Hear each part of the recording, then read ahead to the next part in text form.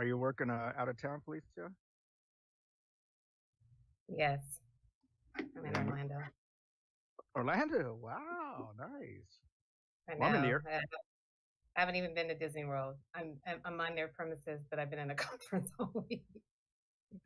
Well, I'm on the airport if you want to know right now. I'm getting ready to go to Monterey, so Oh, nice. it is nice. I'm gonna have to do a virtual background like you though. You know, I'm in Mars. All right, let's see if they have Jupiter. Let me mute. It's pretty loud here. Yeah.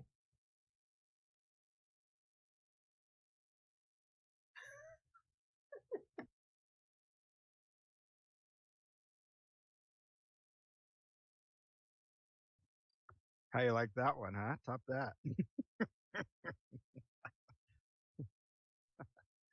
Yep, I like it. I know. Oh, uh-oh. All right, we're clearing runway 248. Runway 2. I'm just kidding.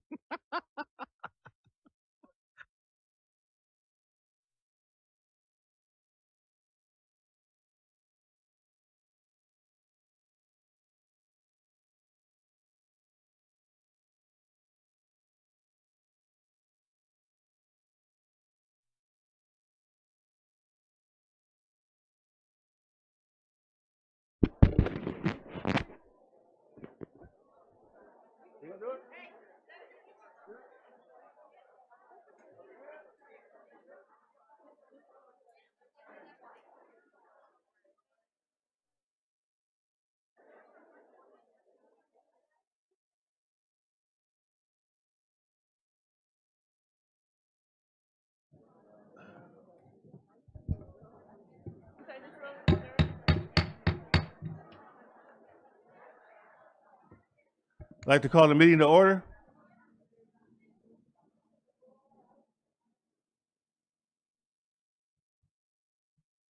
I'd like for everyone to rise for the presentation of the colors.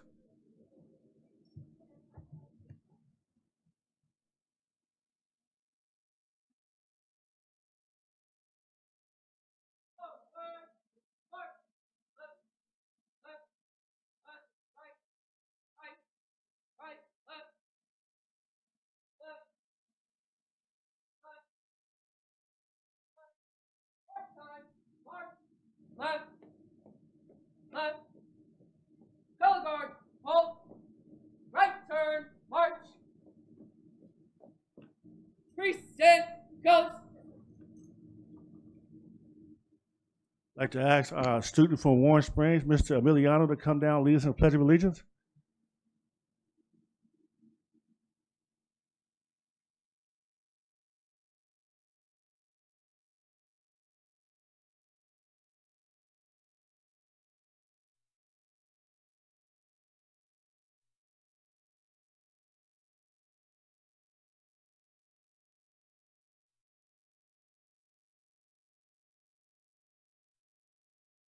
I pledge of allegiance to the flag individual and to the republic which stands one nation under God, indivisible, with liberty and justice for all. Jerry, colors. Right turn, march. Forward, march. Left, left.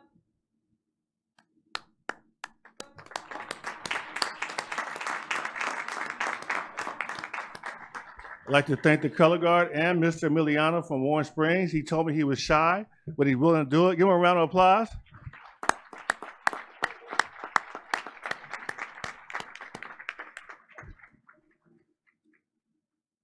Approval of the agenda. So moved. Second. So moved and second. Vote, please. Mr. Hernandez Nunez. Aye. Ms. Rojo. Aye. And Ms. Rosenblum. Aye.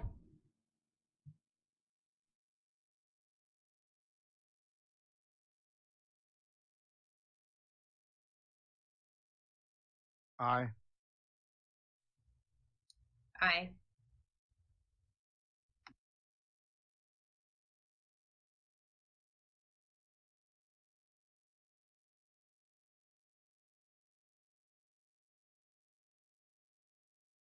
Motion carried. That brings us to section 2, special presentations and recognitions.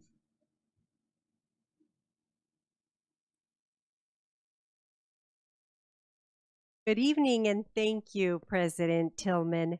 My name is Maria Garcia and I am the Communications Manager for the school district. Before I introduce our presentation, I would like to invite our board members, Superintendent Mauricio Arellano, and our executive cabinet to please make their way to the reserved seats at the front so you can enjoy a special performance.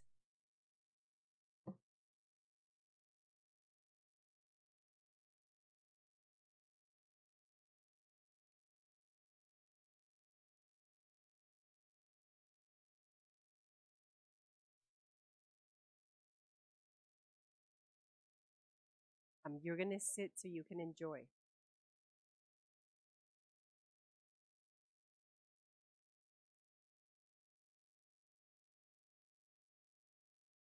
Esteemed guests and valued members of the Warm Springs Elementary community, welcome to our awards program for this evening.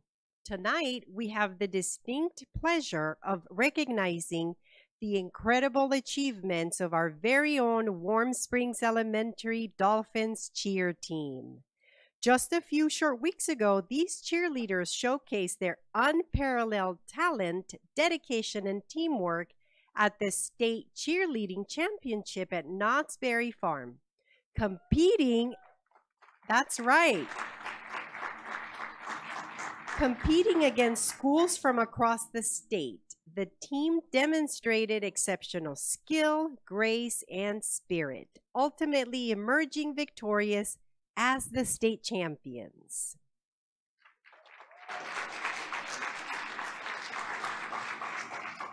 And that's why today we're gathered to celebrate their remarkable accomplishment and also to express our heartfelt gratitude for their commitment to excellence. So before we continue, let us witness firsthand a modified version of the electrifying performance that captivated audiences and earned them the title of state champs. Welcome, Warm Springs Dolphin Cheer Team.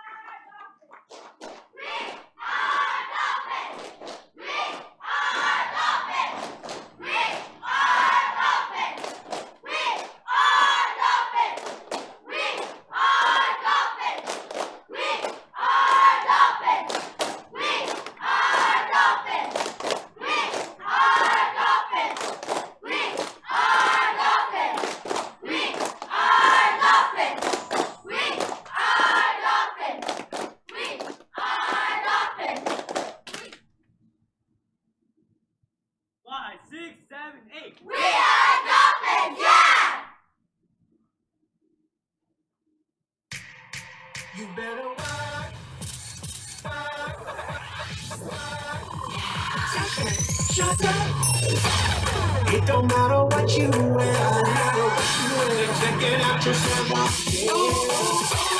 It don't matter what you do, 'cause everything looks good on you. Let on work. I was you, I wanna be me. I wanna be me too. I was you, I wanna be me. So I wanna be me. So I wanna be me. Work.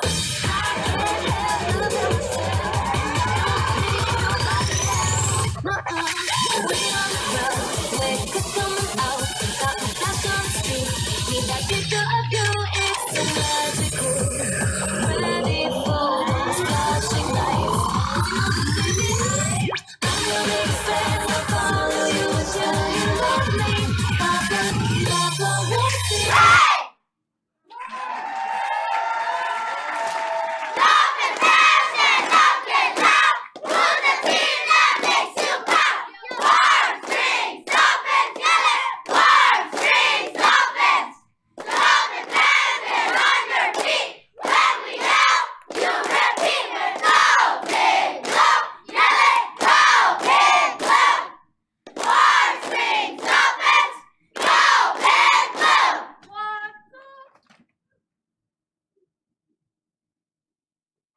Let's hear it for our Warm Spring cheerleaders.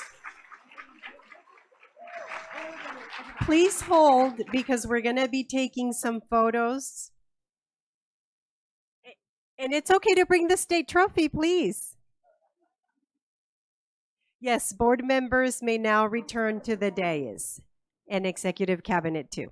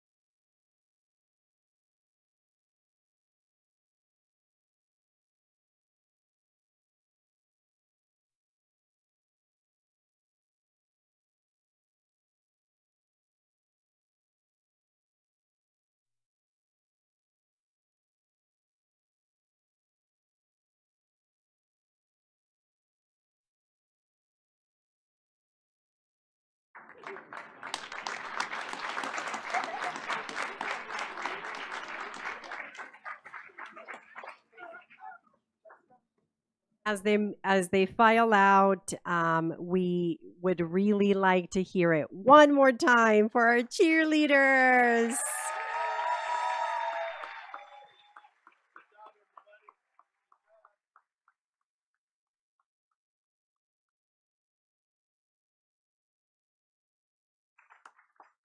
And now, at this time, we are going to take a moment to acknowledge the hard work and dedication of the Warm Springs principal, Dr. Hoonhib, and the coaches who have played an integral role in their journey to the top. So I would now like to invite forward the leader of Warm Springs Elementary School, Dr. Hoonhib, and cheer coach extraordinaire, teacher Miss Lorena Flores Sanz.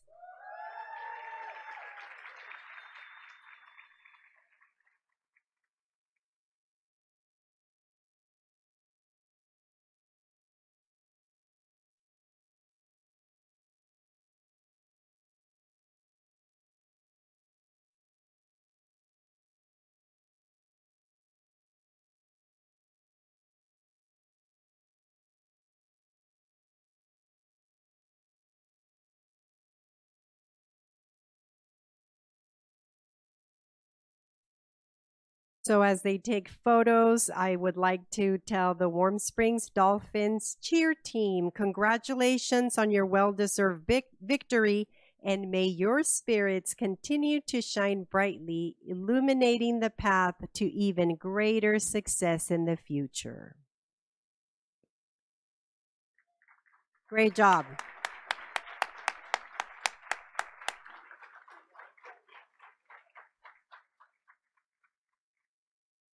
And at this time, we're going to honor a special principal who is pretty much the talk of the town recently, with his high school earning coveted state and national awards.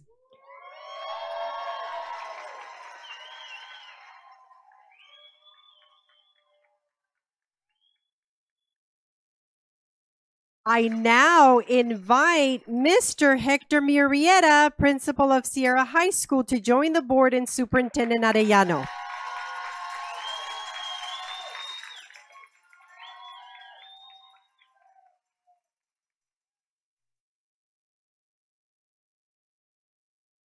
Hector's got quite a fan section back there.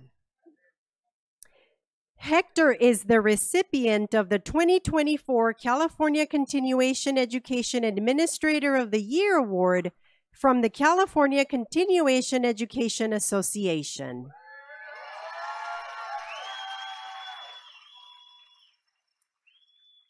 was selected for this award based on his outstanding commitment to ensuring that continuation high school students receive wraparound services that focus on the whole student. Under Hector's leadership, Sierra High School recently earned national recognition as one of America's healthiest schools. And the campus was also honored by the California Department of Education as a model continuation high school.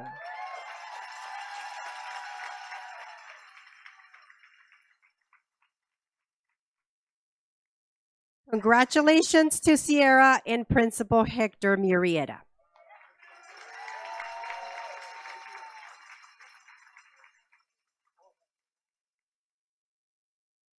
And now for our final honoree, Dr. Juanita Watkins.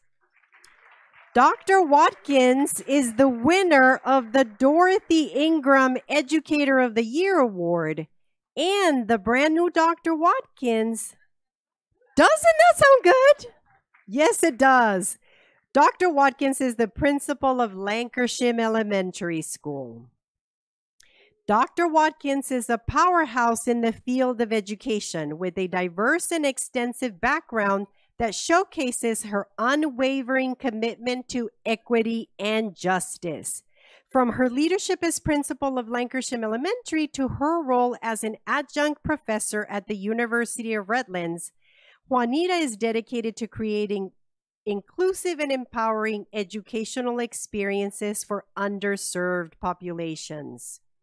And she deserves an extra round of applause because Juanita just earned a doctorate in education from the University of Redlands. And that doctorate focuses on leadership for educational justice. Let's put our hands together once again for Dr. Watkins.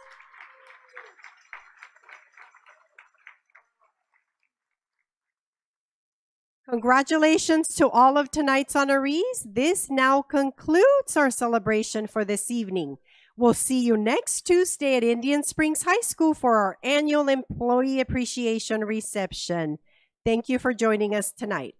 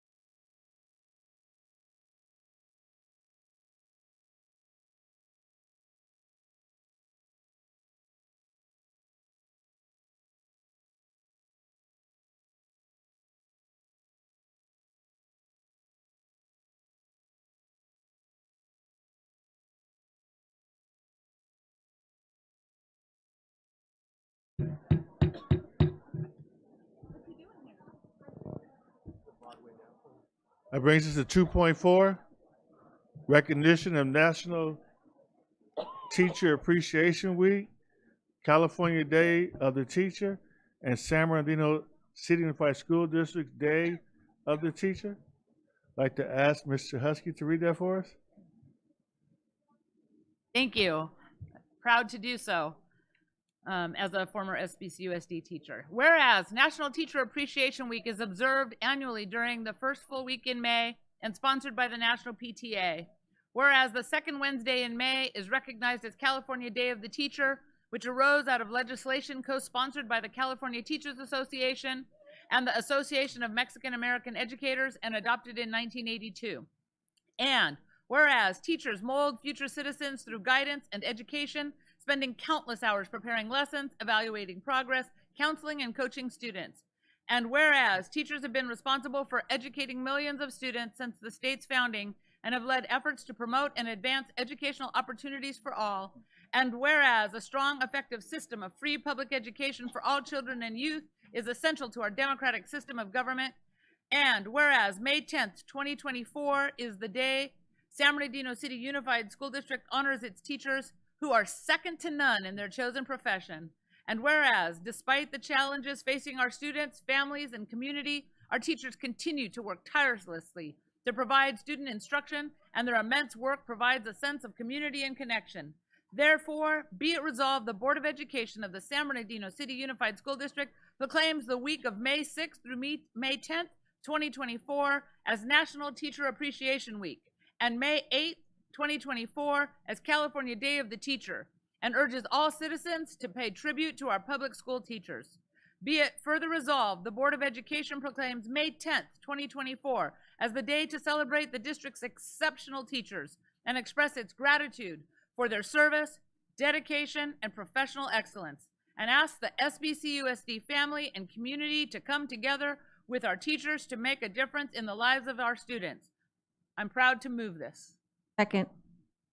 Moved in second. Vote, please.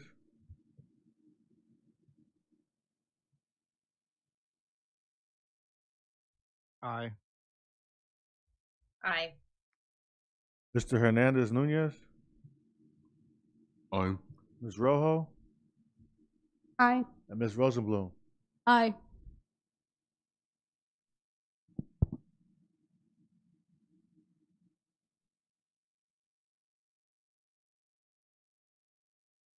Mr. Husky?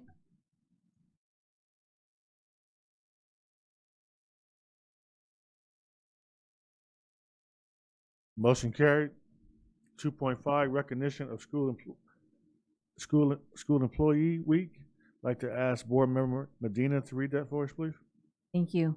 Whereas in 1986, California State Senate Bill 1552 established the third week of each May as Classified School Employee Week to recognize the vital contributions of classified employees, and whereas the classified employees of the San Bernardino City Unified School District provide efficient and effective support services that are essential to excellent teaching, sound administration, and high student achievement. And whereas classified employees are rarely in the spotlight, but are always central to the activities of our schools and offices, serving with professionalism and dedication, whereas classified employees support and enhance the educational process by performing vital services including clerical, transportation, food service, office and IT support, interpretation services, building and grounds maintenance, and many other functions.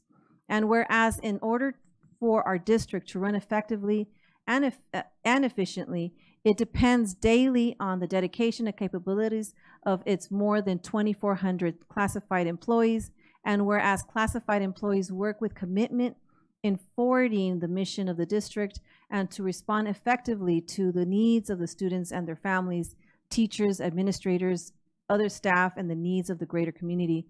Therefore, be it resolved that the Board of Education, San Bernardino City Unified School District, does hereby honor the contributions of classified school employees and proclaims May 19th through May 25th, 2024 as Classified School Employee Week, and extends its sincere appreciation to all classified staff. So moved.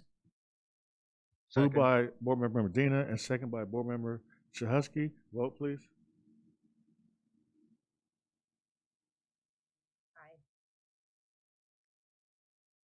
Aye.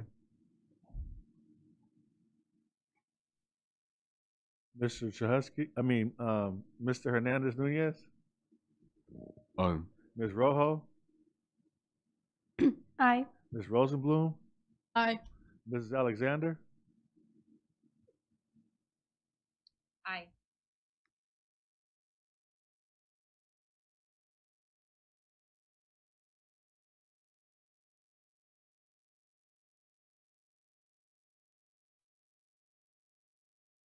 Motion carried. 2.6, recognition of National School Nurse Day. I'd like to ask Board Member Grande to read that for us. Thank you. Whereas May 8th, 2024 is National School Nurse Day, and whereas Yes, I agree. National School Nurse Day was established in 1972 with the goal of educating the public of the critical role of school nurses in the education setting.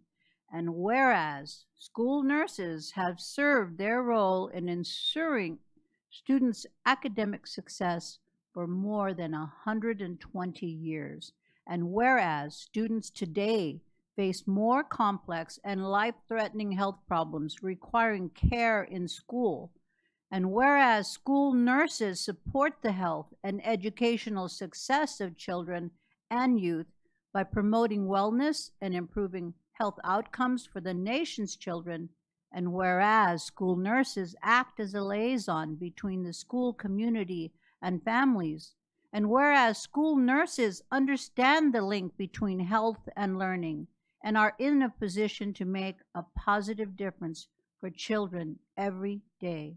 Therefore, be it resolved, the Board of Education of the San Bernardino City Unified School District proclaims May 8th, 2024 as National School Nurse Day and acknowledges the accomplishments of the district's school nurses and their continued efforts to meet the needs of today's students to help them stay healthy and in school, ready to learn. And honored to make that motion.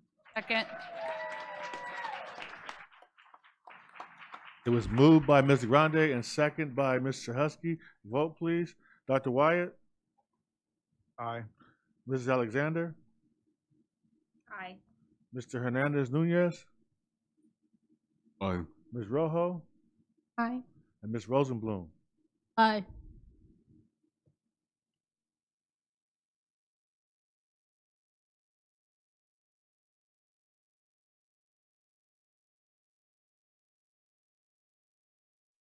Motion carried. That brings us to section 3, public comments. 3.1, receive public comments. This is the only time the public will have an opportunity to address the board on items not on the agenda and within their subject matter jurisdiction, such as district policies, procedures, programs, services, and fiscal matters. Public comments are limited to 5 minutes per person. 6 or more people who wish to speak on one topic will be provided no more than 30 minutes total. Speakers are cautioned that under California law, no person is immune from liability for making intentionally false or defamatory comments regarding any person simply because these comments are made at a public meeting. And our first public speaker is Mr. Tony Plana.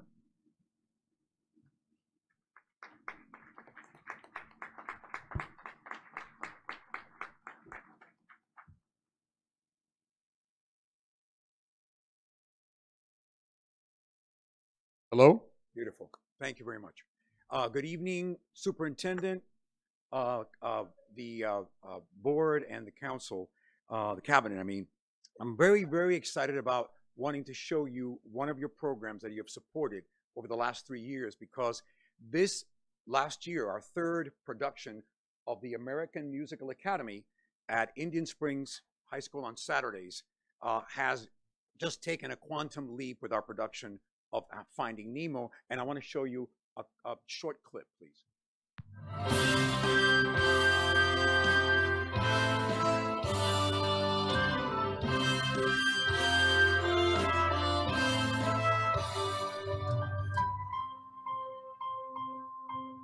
Just below the coral sea, parents dream of who their kids will be. Love and joy are all they know. Like we rehearsed, everyone.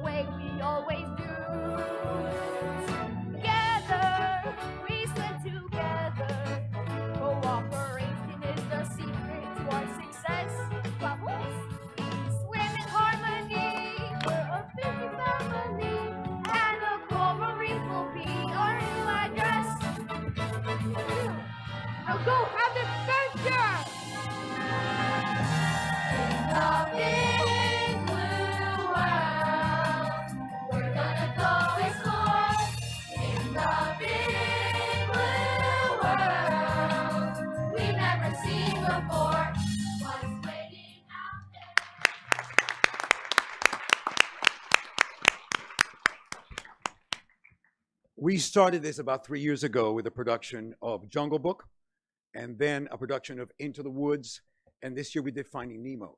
These are 4th to 8th graders who would never have had a chance to really display their talents, to develop their talents, as I think a lot of our children in the district deserve. So I'm here to raise awareness through you and through the public here as to the fact that the Academy is there for these children who want to participate every Saturday morning, 9:30, I think it's 9 o'clock to 12:30, and then they work all year to put these amazing productions on. We started with 10 kids. Now we have 60. But I know there are more talented children in musical theater in your district of over 40,000 students than 60. So, I mean, we want to raise awareness, and we have the buy-in from the district to develop all these kids to their optimal potential.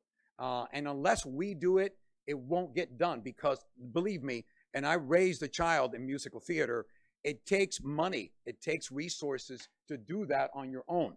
So this is for the children like me who never had it. And as you know, I'm a professional actor. I've been doing this for almost 50 years. And I wish I had it earlier. I might have been, I don't know, taller. But as a result of it, but I just want you to know that we're there, and we want to raise awareness for the parents. So we have these 2 QR codes. This summer, we are offering AMA at 2 different sites for anyone who wants to participate. Okay? There's no audition. And then, so there's the QR code for sign up for AMA Summer Camp. A lot of fun. And we also work on auditioning skills for in the fall. If they want to audition for our production, then they can. They just have to go to this QR code and sign up for an interest list. We'll call you and schedule an audition. And the most important part of it is that no one who auditions gets turned down. Okay, we create training programs that support the production for those kids who are not yet ready for production. So in the next years, they will be, and they'll be able to do what you see these kids do in Finding Nemo. Thank you, Mr. Planner. We have a question or comment from Ms. Ceballos? Sure. Thank you so much for bringing that, for us to experience, and, for the public as well. So you said that it's currently available at Indian Springs, but it's open to the entire district? It is. Okay. Yes. And is there, so you mentioned that they work for an end of year production. Correct. So is there a cutoff, time, or they can just come at any time? No. So the great question. So the auditions are in August, early August, when we come back to school. And the reason why they have to audition is that we can place them properly at their skill level, so we can build them up to the level of that you saw these kids perform today. What they're doing is not easy. You should try it at home. Maybe not. But it's not easy. And so it needs that kind of, progressive, cumulative skill development for these kids to really shine.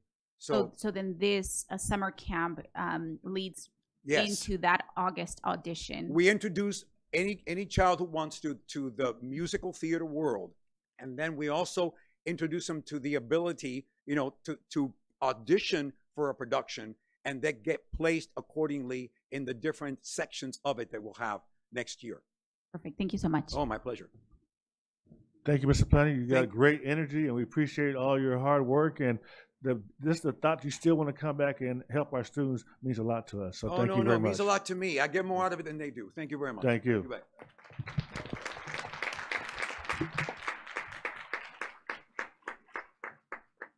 Next speaker is Mr. Marvin Williams.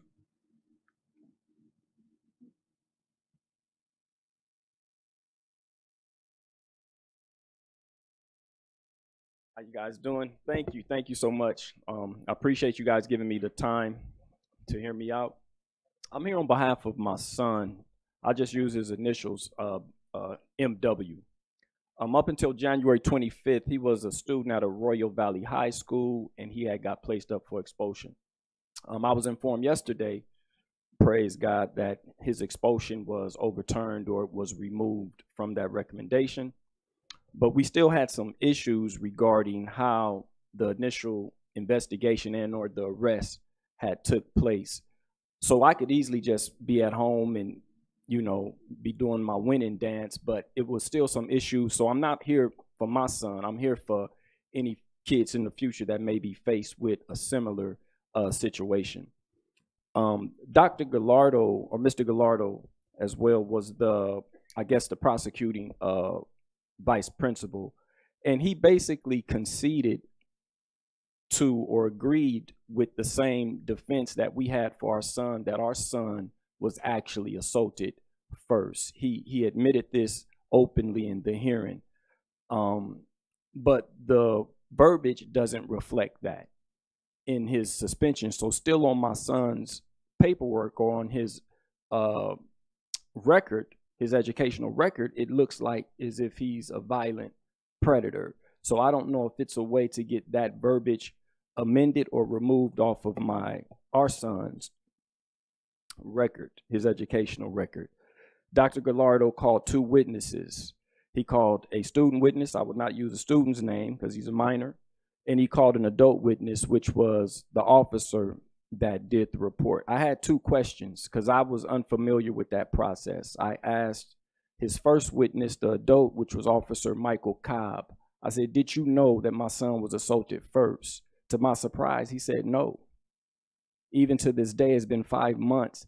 He said no. And the way he said no is as if he never heard it, never seen it, like he never heard such a thing.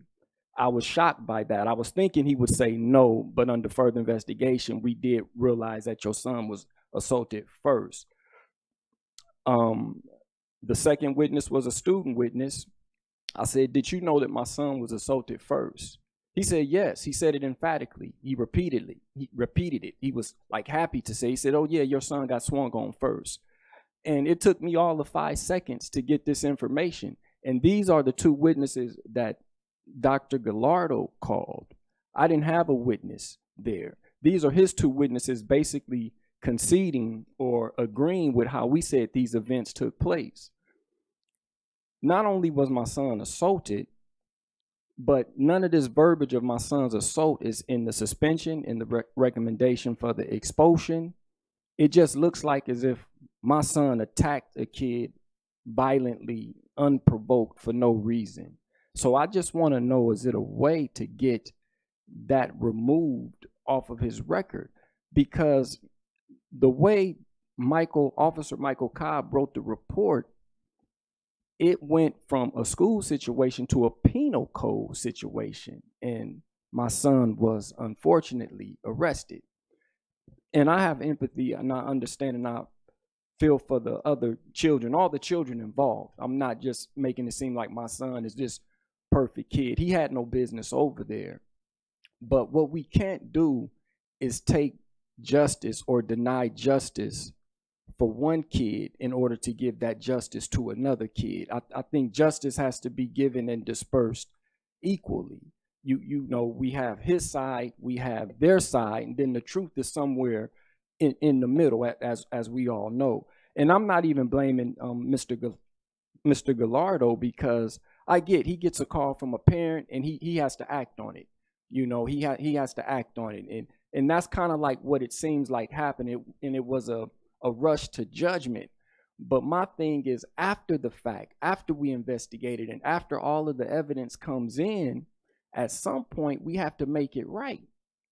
We have to say, because we can't be leaders of children and say we expect our children to stand up and admit when they're wrong and own up to their mistakes.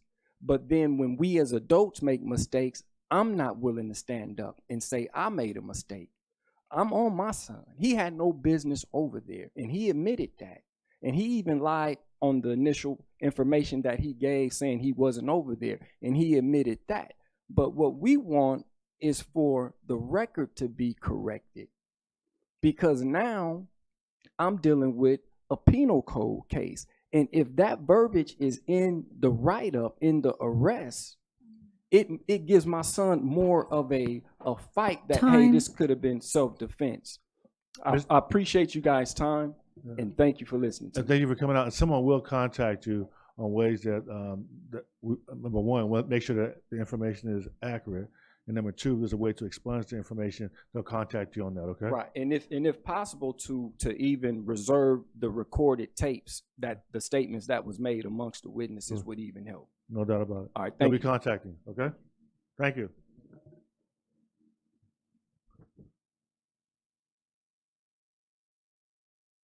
Next is the we usually do a name, but they have the drip squad. So when you come up, please give me your name.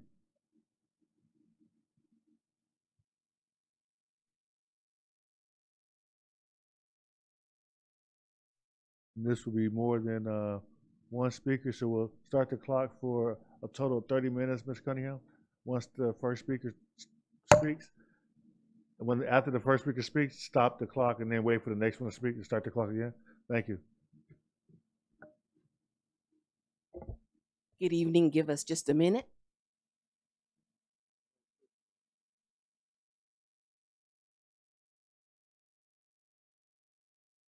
All right. Thank you so much. And it may have said Drip Squad, but the complete title is the Acoma Unity Center. And we are here this evening just to present to you our programs at Acoma. Number one, to thank all of you school board members for your support of all the work that we do at Acoma. We appreciate it. We not only have the Drip Squad program, we also have our documentary club. We also have a Acoma Speaks podcast, and we have our digital arts. Am I forgetting things? Thank you, guys. So each of our students, I want you just to hear how much they've grown from last year. Last year, they were just shaking in their boots. This year, they're still shaking, but they're a little more confident, and they've learned so much. We at Acoma are helping them to be solution-based learners, critical thinkers. So this evening, each of our students would like to give you some ideas of the things they've learned and what's on their mind. So first we have Alani.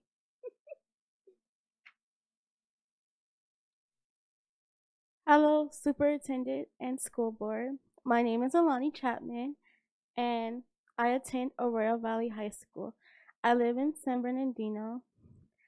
I want to express my passion and concern for clean water, starting with the school district. In Drip Squad, we learn how to test our water and different things that can be in the water. I went on 2 field trips. This year we went to the water plant, and we we went to the water plant and we toured the water plant. They showed us everything and like where they clean the water and everything. And then last year we went to UCR, and we got to test water and see how to do that as well. Drip Squad has helped me to express my concerns about clean water and what we can do to fix it. Thank you so much for listening to me, and I hope you have a nice day. Thank you.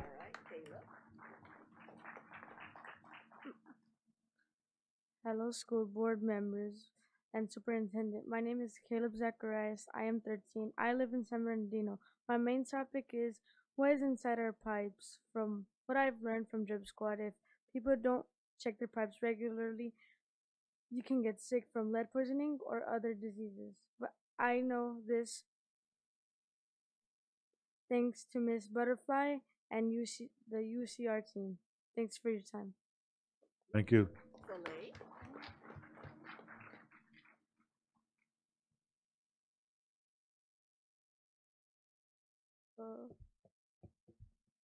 Good evening, my name is Soleil Campo. I'm a resident of the city of San Bernardino.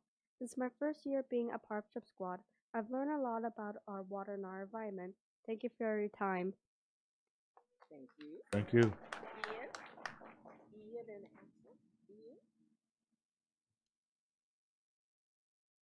Hello, good afternoon, school board members and superintendent. My name is Ian Vargas, and I'm 12 years old, and I go to Richardson Prep High. I live in San Bernardino. I came here today to say why is our school water so dirty? Because one time I drank school water and I got sick. And if you can you please make the school water clean for our students? What I also learned from Drip Squad is that the world that we live in is not as healthy because of the dirty water anymore. And if we don't do anything about it, we could get sick. Thank you for your time. Thank you.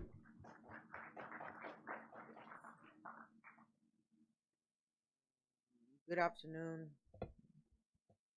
school board members and council members.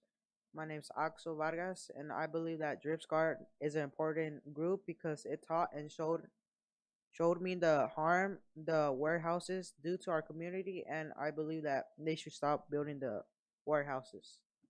That's it.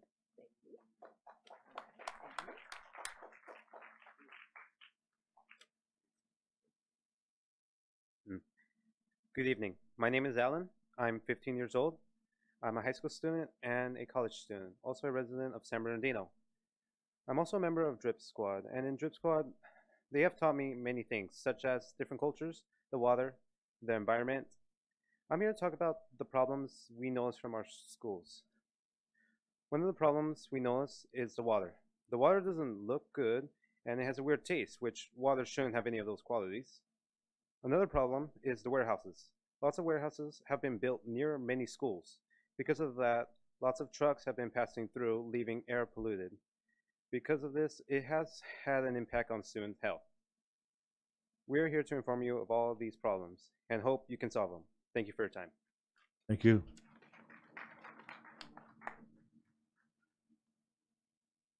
Hello, San Bernardino School Board. My name is Liliana Wilson. I attend Arroyo Valley High School. I came here to talk about the water in our schools. At Arroyo, students always complain about the water quality being bad. So all I ask is to improve our water quality and look out for our students. Because the students here are our future. And if we want our students to perform the best, we have to do right. We have to do right by them by providing better water quality. Thank you for your time.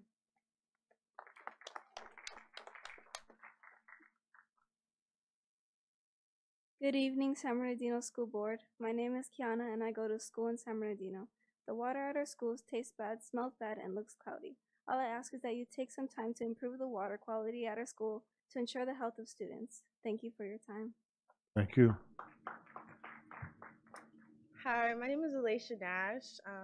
I'm from San Andreas High School, and I'm here to show my support and appreciation to the Drip Squad.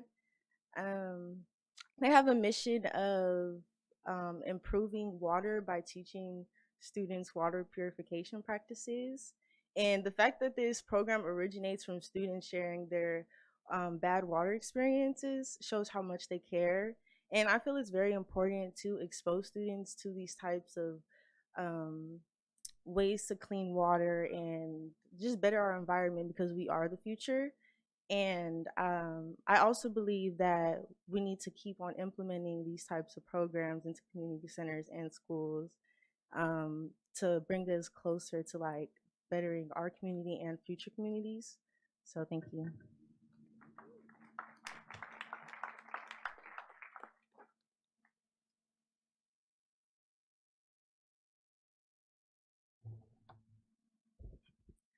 Good evening, Honorable Superintendent, Assistant Supes, and board members. I'm just standing here with a deep sense of pride and of our scholars here for the Drip Squad cohort number 2. So I like to just give it up again for them.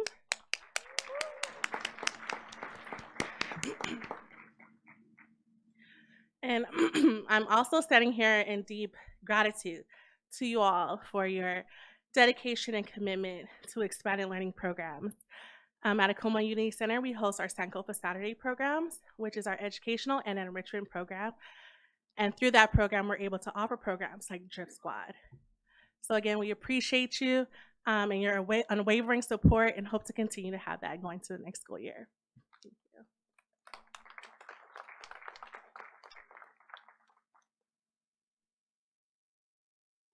Good afternoon, everyone. My name is Sam Ying. I'm an assistant professor of environmental science at UC Riverside, and we had the honor of partnering with ACOMA and People's Collective for Environmental Justice to expose the DRIP scholars to the science behind water quality. And the great part was that students participated in sampling the water and then also looking at the data that we received just from like a couple different samples from 2 schools and a few residences. And the good news is that it showed that everything was safe, but apparently there are some aesthetic conditions that are really striking, and that's all part of the package of learning about water. And so we're really glad to have this opportunity to partner with for this program, because just like it was mentioned before for other programs, I think it's super important that our kids are exposed to these sciences at a really early age so that they feel confident and empowered to go into the water industry and help achieve water equity in our society. Thank you.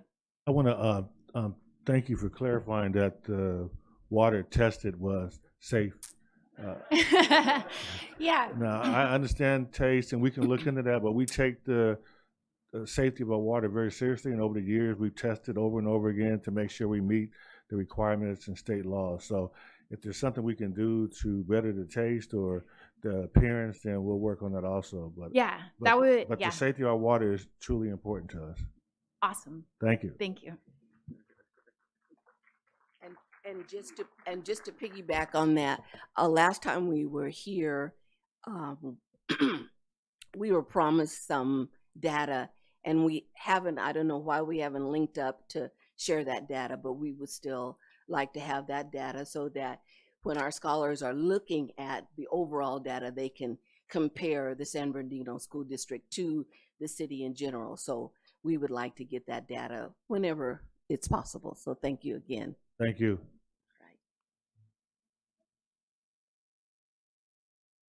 Good evening, everyone. My name is Miss Butterfly. I'm actually the youth program leader teacher for this amazing water education testing squad. It's year 2 and we're here back.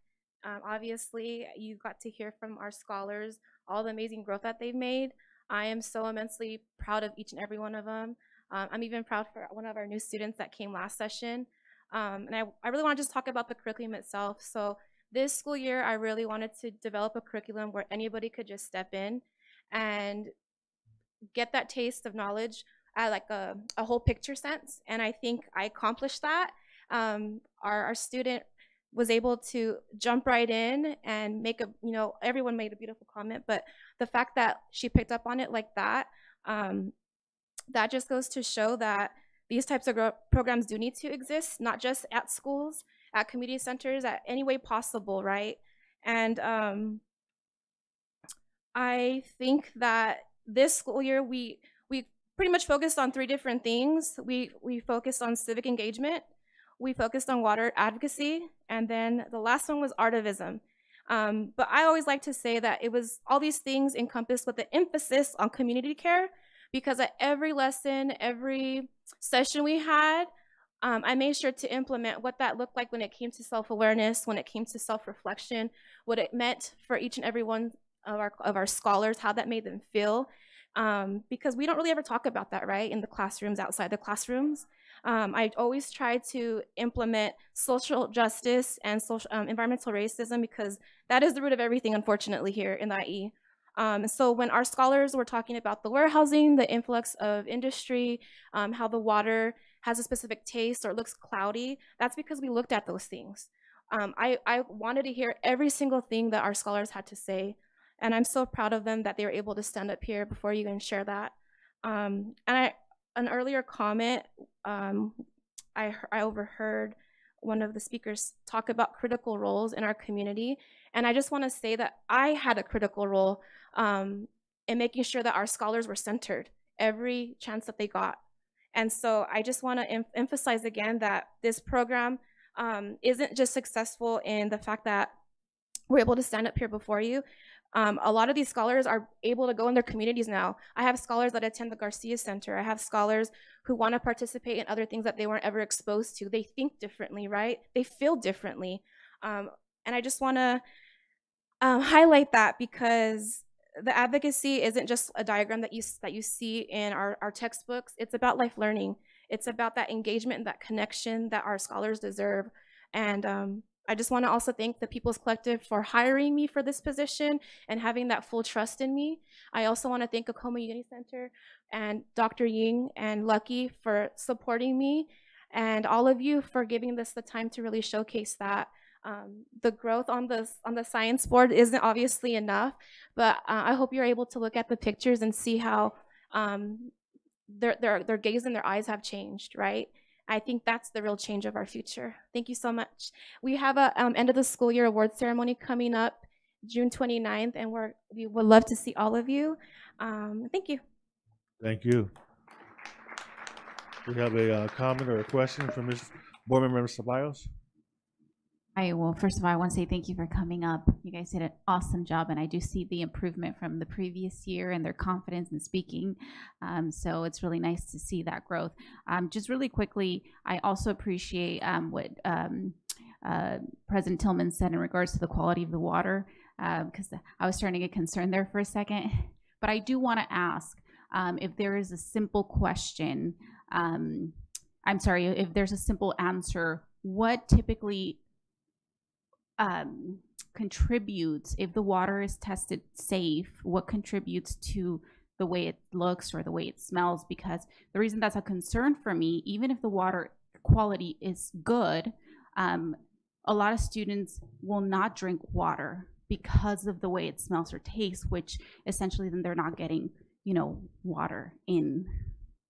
That is an excellent question, because what you're talking about, the aesthetics, the look and taste and smell, is called aesthetic conditions, and that under federal guidelines, that is a secondary contaminant, or MCL, that is actually not regulated on the federal level, but in California it is.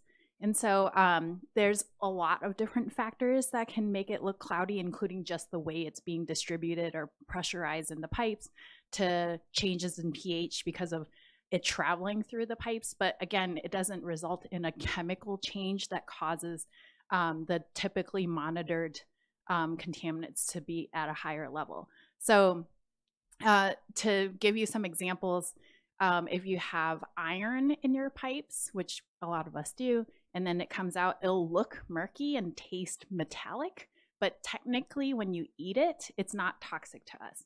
So that's an example of something that's aesthetic and not pleasing. But to your point, it is really important that it is better regulated than it is now. As you can tell, the way it is regulated or treated is a little bit fuzzy because of all these different conditions that can cause the water to taste or smell or look different. There are not very good current treatments for that, particularly because premise plumbing is not in the jurisdiction of, say, your water system. So anything that changes between the point of entry when the water comes into your building and then all the pipes in your own house, you're responsible for the piping yourself, which can cause different tastes in your water. The other thing that is an issue is that it's not just the taste that's causing people to drink bottled water, it's also just culture and habit. That's also kind of like a perception of the water safety. So in other words, there's not actually a really great solution right now for moving people toward water that tastes and looks better to them, because it depends on their background and their previous trust in the system also. So it's a complicated field. But one of the things that we're doing in the program is actually guiding students to find existing data that shows what the water quality is. So to the board president's point, there is already existing data on all the piping that's been replaced or being replaced that had lead solders, and what the actual last water quality testing results show. And then our own testing of a handful of the taps show that a lot of the primary contaminants that cause a lot of adverse health effects are actually really, really low in the samples that we collected. But again, that's not sufficient, because these aesthetic issues are causing students to really avoid drinking it. So I'm a geochemist, so I find the problems. I don't find the solutions. So that is kind of like where we move more toward the treatment options and talk to the engineers. Thank you very much. Yeah. Thank you. And if just, I guess for the team, if we could look or if we can get some information back, because I would personally like to, if we can, do something about the aesthetics of the water in the district. If we can be presented with, you know, what that all means and start to maybe unravel it, what would be the cost? I know that certain schools or UCR, they have, you know, those filters where you refill your bottles. I don't know if that's an option, you know, for us. So yeah, thank you. Good information. Ms. Medina? And just to piggyback on that, I believe we do have certain sites that do have that, but I want to say thank you for your presentation and just the fact that our students are learning from the work that you are teaching them, and the fact that they're doing research and all of that does make a big impact. And it's also that family environment that you create that many students don't have, and so I think that's crucial in any kind of program. So I really do appreciate you all being here and presenting on these as well. Thank you very much.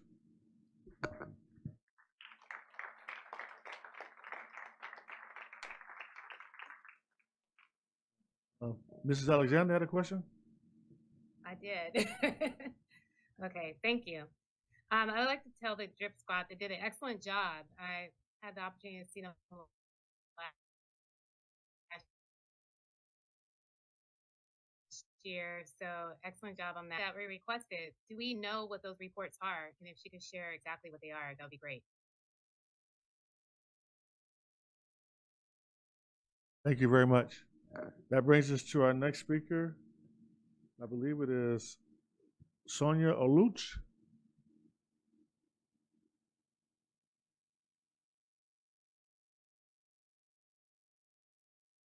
If I pronounce your name incorrectly, please correct it.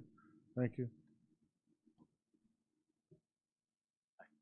So, quick update. We did submit different public comments with each of their names, but all of us together, just so you know. But my name is Darrell Jones. I'm the Career Pathways Coordinator with Blue Educational Foundation. Very happy to be here with you all this evening.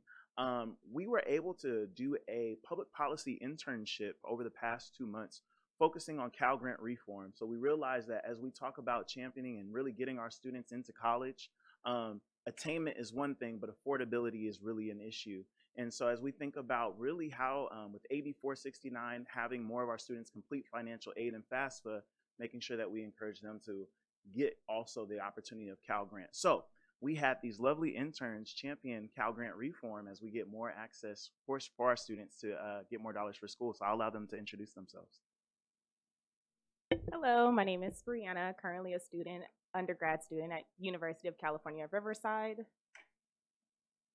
Hello, my name is Sonia Oluch. I am currently a student at the University of California, Riverside. Hello, my name is Austin Laney, and I'm currently a student at the University of Riverside, California. Hello, my name is Prince Alfonso Jr. I'm going to attend Cal State San Bernardino for my major in computer science. Over the past 2 months, we have had the opportunity to work with Blue Educational Foundation as a public policy intern to champion Cal Grant reform. If funded, it will provide aid to 130,000 new low-income students. While we are doubling down on efforts to ensure that students complete financial aid, after the passing of AB 469, I urge you to not forget about the importance of marketing Cal Grant to our students. During this time, we have met with local assembly members like James Ramos, Sabrina Cervantes, Eloise Reyes, and Corey Jackson to garner support in championing Cal Grant reform. With college affordability often being a major deterrent for our students, it is important that they are aware of all aid available to them, and thank you for your time and consideration. So yeah, just really wanting to make sure that we, of course, emphasize the importance. I have a lot of students that I work with within the district who are very well aware of completing the financial aid, doing your FAFSA, but we leave money on the table when we don't emphasize, make sure you do your Cal Grant, especially with the whole Better FAFSA fiasco that we're all experiencing right now. We really want to make sure that our students take advantage of the free money that's offered to them. So thank you for your time. Thank you very much. I want to thank the Blue Big Shot behind the scene, Ms. Dina Walker, I see in the background. That brings us to our next public comment, Mr. Charles Thomas.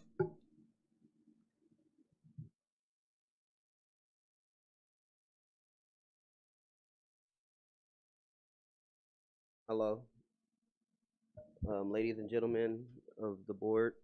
I'm here in regard of issue involving my son. It's kind of the piggyback on what Mr. Williams was going off of. You know, our boys were in a little altercation, and you know, due to the lies that were told, it made it seem like our boys were monsters and just got out and attacked a group of students. I mean, that's far from the truth. And you know, we just feel that like there need to be better investigations, you know, because once the video was out, it clearly shows that it was actually our boys that were approached, and they defended themselves, but because of the lies that were told, they got out and attacked them.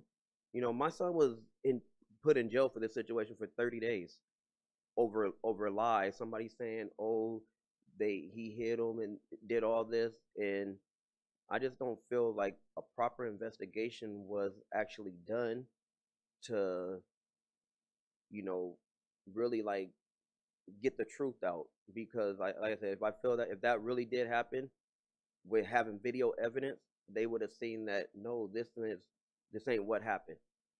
And also in going in on this, you know, they actually didn't even try to take no statements from one side. Only one side got in trouble, which was actually a mutual fight that was not between my son. A few other kids that wasn't really there to fight, was there to watch a fight. Like there was plenty other kids that were there, but like I said, he got surrounded and felt threatened and felt he had to defend himself. But only one side was punished, and I don't want to make it a race thing, but pretty much only the black kids were punished, and one Hispanic kid that was with the black kids. And in a mutual fight, I mean, everybody should have been held accountable in some kind of way, you know. So that's one of my complaints. Also, you know, I have a complaint when it comes to the process of this expulsion. You know, my son is put up for expulsion. He's on the document. And I don't feel you know, none of our boys should have been put up for expulsion. It was pretty much a fight that, if all else, should have been a suspension. And you know, that's my personal opinion. But with the one side only being, you know, questioned and told, and even at the hearing, the expulsion hearing, you know, I was told I constantly got cut off. You know, I constantly refuted the evidence that they said they had, and I'm like, okay, well, here you go, and showing evidence that no, it's not what you guys are saying. If this is not what happened, here's what happened. But being told, no, I already know, we already know, and you know, just getting rushed, and I just don't feel that was right. I don't feel I had a fair hearing to represent my son in this situation due to them natures. I just feel it was pre-bias already, that they already had their mind made up. You know, if you look at the codes that are on here, they also got it on here like my son's a drug dealer, and that's far from, he's not a gangster. He's none of that. He's not. He knows how to defend himself, and that's it. You know, he's an athlete. He's a 3-year starter of varsity football at Arroyo Valley. He's not the kid that they try to make him to be. He just will protect himself. You know, and I just really just want to ask you guys, before you guys make your final decision, can you guys please review the evidence that was presented on our end? Review the translated tape, because it's saying my son's a threat to the school, when the principal clearly said, I have nothing but positive interaction with your son. He says good morning. He's, you know, polite. You'll never get a teacher to say he's disrespectful, he's doing this, but there they paint him as a menace to the school.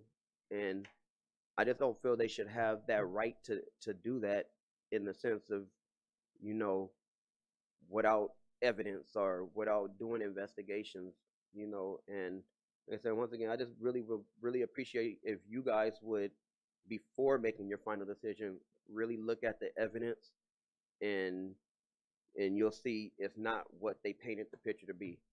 You know, my son is not a drug dealer, like I said, as they have in the one of the codes that they had on here. And, you know, that's just pretty much it. I just, please review it before you guys make your final decision, because this is really affecting his life. He's been out of school since January. Like I said, Time. and I just please take that into consideration. And I want to thank you for coming out. I do want to assure you that this board takes all incidents of expulsion seriously. And in this particular incident, I've been very involved in reviewing the information, the videos, the background, because I got contacted from Mr. Williams from the very beginning. So it's my job to make sure that I look at everything that comes to the district and feel that it was done in a fair way, and that regardless of, we understand that young people make mistakes, but our goal is to, in spite of the mistakes, to do everything we can to help all our students still be successful, right? So that's the balancing act that we play. But I want to guarantee you that we take the time to make sure we gather all the information to ensure that we feel like before we make that final vote that we're doing what is as fair as possible. Okay, and I have a question. Since you guys say you gathered all the information, was you able to gather the information where one of the people stated that, you know, they never touched my son, but I sent in the evidence showing that it was admitted that they did attack my son? Like, that's what I mean. Yeah, I can't talk about the specifics out here. That's what I mean. That's a lot of the evidence that I didn't get to really show at the thing, because I kept getting shut down and I kept getting. Well, I can give you my number. I know you. How you related to ET, Yvonne? And oh, that's my auntie. Yeah, they got my number. Have them call me. Okay, I went to school with your uncle Jerry. Yes, that's my uncle. Well, you can call me. Okay. All right. All right. Thank you. All right.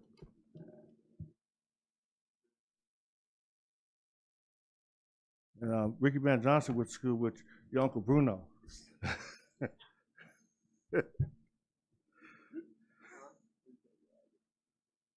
Next is that's my dad. Bruno's your dad? Yeah, my dad. Wow.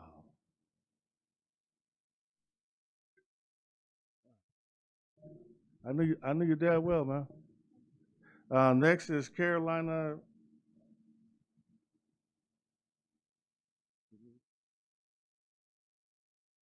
Miriam? Caroline and Miriam? Is that what it is? Okay.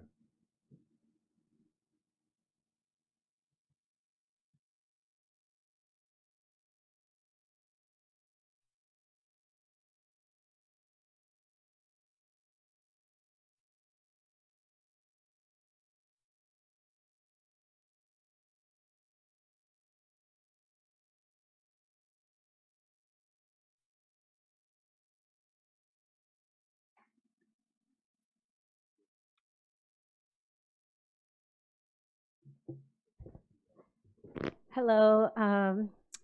Hello, everybody. Thank you guys for being here today. And of course, awesome. Actually, this is my first time here. So, all right. My name is Miriam Nieto, and I am a co-director of Just San Bernardino. So Just San Bernardino is it's a collaborative of 8 nonprofit organizations, and we are dedicated to building a people's economy. One of our priorities in this collaborative is purposeful pathways, and our collaborative members in this space include Arts Connection, Congregations Organized for Prophetic Engagement, the People's Collective for Environmental Justice, Blue Educational Foundation, and Inland Congregations United for Change.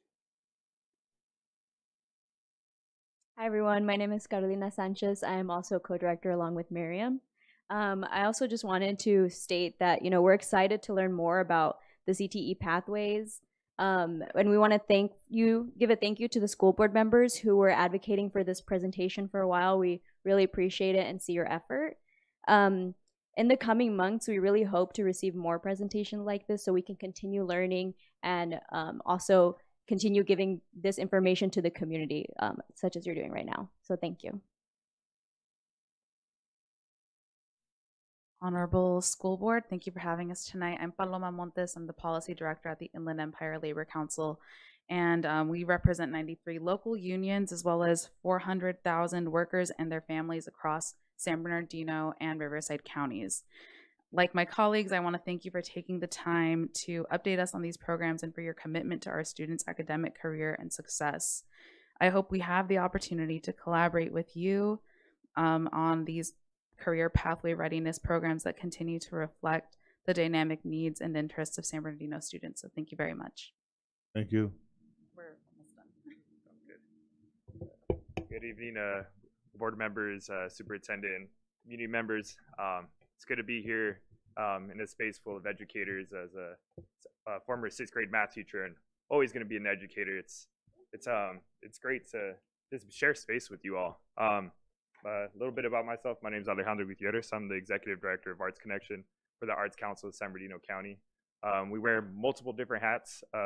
One of the hats we wear with the school districts is we are teaching. We are the largest supporter of community teaching artists in the county, and we serve 14 different schools for the school district and the after-school program.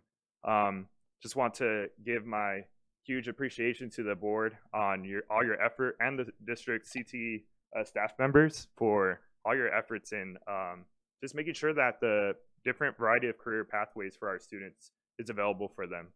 Specifically for Arts Connection, the creative pathways, to ensure that arts is accessible to all and that there's an outlet and a pathway for artists to make a living and have a career in the arts, as there is a variety of different amazing career for artists. So just want to express any way we could support, partner in the continuous improvement process with the school district. We're here to help. We're here to uplift, and any way we could tap into the vast network of art organizations, artists that we have in the county, we're here to help out. We're work-based learning opportunities. But yeah, thank you so much and look forward to working with you all. Thank you very much. Thank you so much. Thank you. Our next public comment is Ms. Veronica Estrada.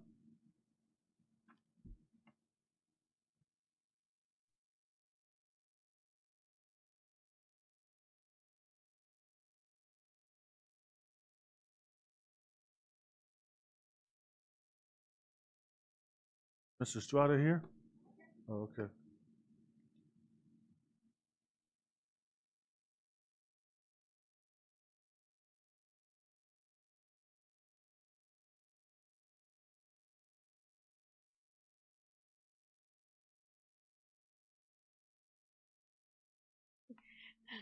Hi, my name is Veronica Estrada. I am here on behalf of Ms. Shannon Brenner from Ballington Academy Charter School. And she just had me put, I'm just going to read this. This is from her. So, good evening, San Bernardino Unified School Board of Directors. Again, my name is Veronica Estrada, and I'm here on community. I am the community schools coordinator of Ballington Academy for the Arts and Sciences.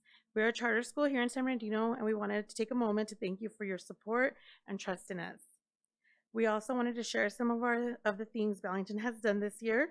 We have connected with families, various community resources, including employment support, food sourcing, medical care, dental care, and clothing. Students continue to make great academic strides. Last year, the state test, the school grew 55 points in English language arts, 42.9 points on math, and 79% of our ELD students demonstrated progress. In addition to that, the students are having a great time and learning so much as they prepare for the production of Treasure Island. Yeah, Treasure Island. Work on coding and robotics in their technology class, create artifacts on 3D printers, and utilize fun and interesting methods. Those art methods are some we wanted to share with you tonight. That's what she's giving as the little cups or a little gift that Ms. Shannon sent. A recent project taught to the students is the process of sublimation, which turns solids into gas without becoming liquid. In art, students create their pictures using skills learned in younger grades.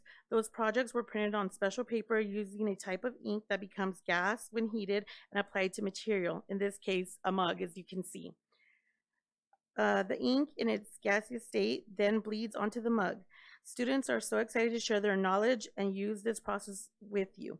Please enjoy the projects that she sent. We always welcome people to come visit and see our amazing things our students are doing. Thank you again for your continued trust and support. So the stuff on the mugs is actual artwork that our children do.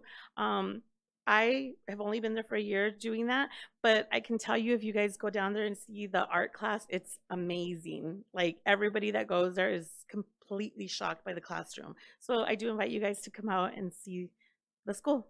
Okay? Thank you very much. Thank you guys. Have a good day. Good night. And next is the former council member from the 6th Ward, Mr. Ricky Van Johnson.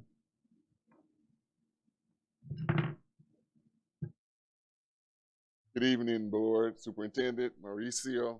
Good to see you as always. Just on a sad note, as this is a Teacher Appreciation Week, National Teacher Appreciation Week, Deborah Johnson, a former teacher in San Bernardino City Unified School District for over 36 years, passed yesterday. Her service will be on May the 25th at Ecclesia Christian Fellowship in San Bernardino.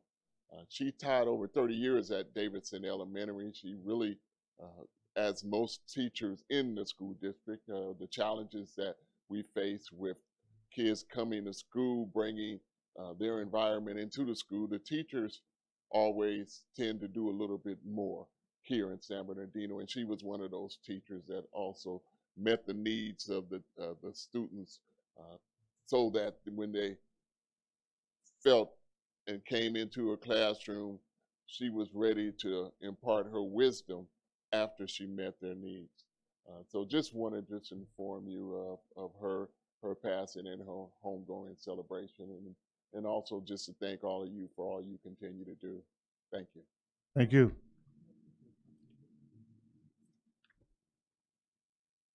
And that was the last of our public comments.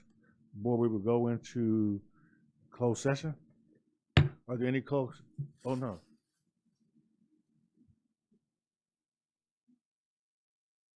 Sorry about that. We have a public hearing. 4.1, public hearing and resolution on increase in statutory school fees imposed on residential and commercial industrial construction. At this time, I will open the public hearing.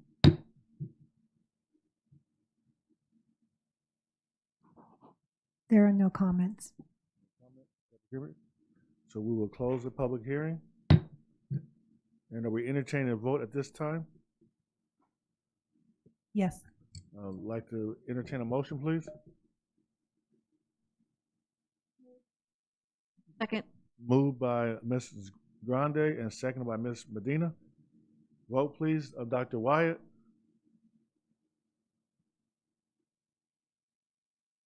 Ms. Alexander? Aye. Mr. Hernandez Nunez? Aye. Ms. Rojo? Aye. And Ms. Rosenblum? Aye.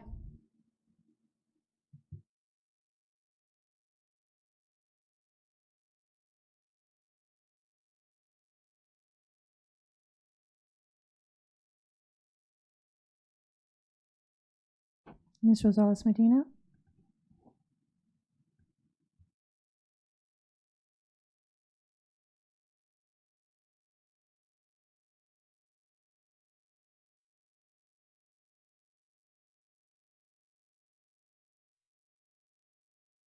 Motion passed. Takes a 4.2 public hearing for adoption of the MOU between SBC USD and CSEA, Chapter 183, 2023 to 2024 range increase.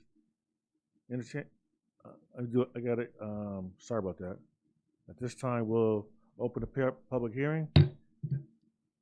Are there any public comments? No comments. I will close the public hearing, seeing no questions or comments from board members, and I will entertain a motion. Moved by Mr. Husky. Second. Second by Ms. Medina. Vote, please. Mrs. Alexander. Aye. Dr. Wyatt. Mr. Hernandez Nunez. Aye. Ms. Rojo. Aye. And Ms. Rosenblum. Aye.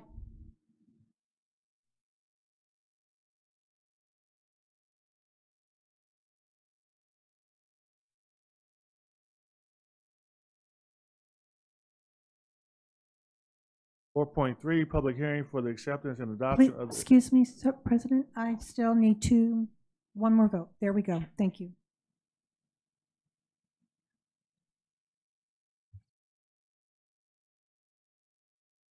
motion carried. 4.3, public hearing for the acceptance and adoption of the MOU between SBCUSD and CSEA, Chapter 183, Recreation Classification.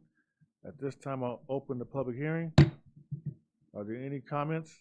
No comments. Seeing none from board. It's been moved by Mr. Husky. Second. Second. And second by Ms. Medina. Vote, please. Mrs. Alexander. Aye. Mr. Hernandez Nunez. Aye. Ms. Rojo. Aye. And Ms. Rosenblum. Aye.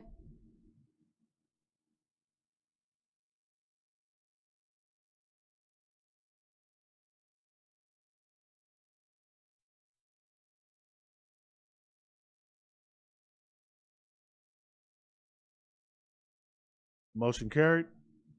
Now we will convene into closed session.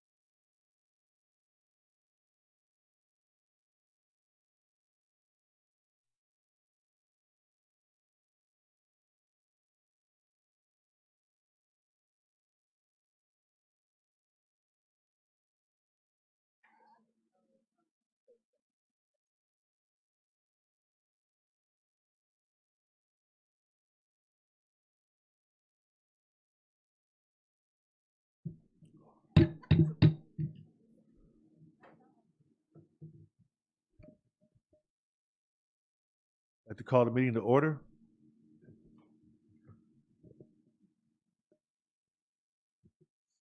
Section 6, action reported from closed session. 6.1, expulsion of students.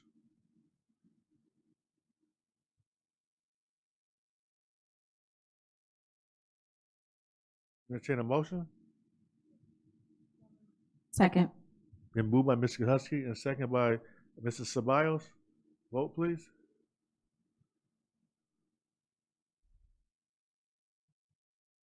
So just to add, we probably need to make a change and put as amended. Can I change the motion, please, Mr. Husky? Move as amended. Okay. Been moved by Mr. Husky and second by Mr. Ceballos. Vote, please.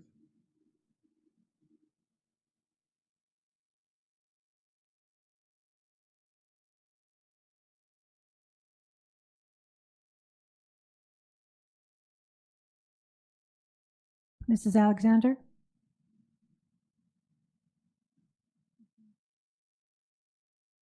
Having trouble. Thumbs up for aye. Okay. You got an aye.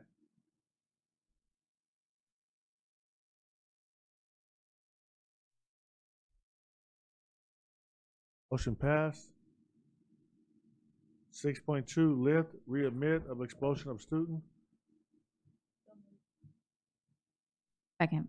This by motion by Mr. Husky, and second by Ms. Ceballos. Vote, please. Mrs. Alexander? Aye.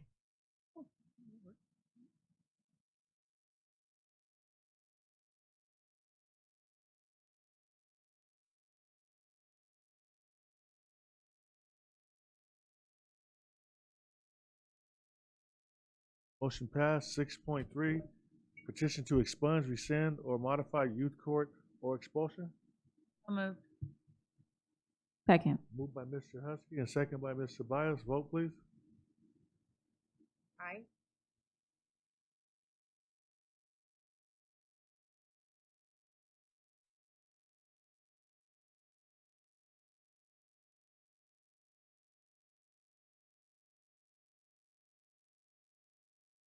Motion carried. 6.4, students recommended for suspension or expulsion, excluding mandatory offenses, but remanded to youth court for other means of correction. So moved. Moved by Ms. Alexander and second by Ms. Ceballos. Vote, please.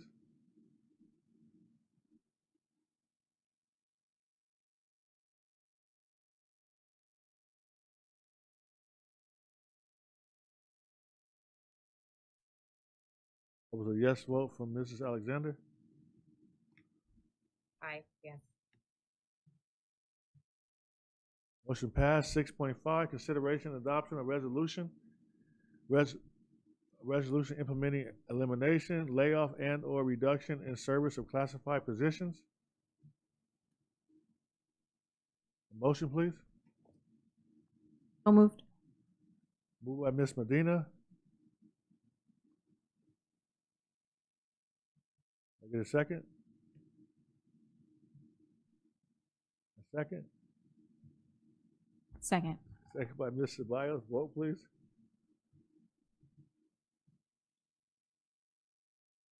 Aye.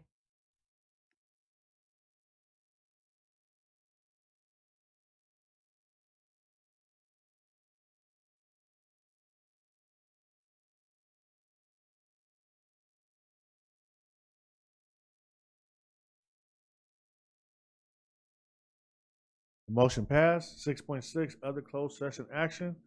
Be it resolved that the Board of Education to accept the resignation of classified management employee HR Class 23-24-22 ER for the purpose of retirement effective June 30, 2024 under the terms of a resignation agreement and general release. Motion, please.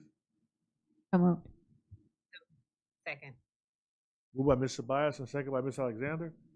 Vote, please. I'll need a verbal. Okay, verbal vote. All those in favor say aye. Aye. All those opposed?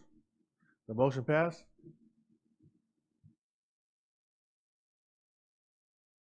Section 7, student board members, 7.1, reports. Excuse me, President Tillman, do the other one under closed other action. There's the other one.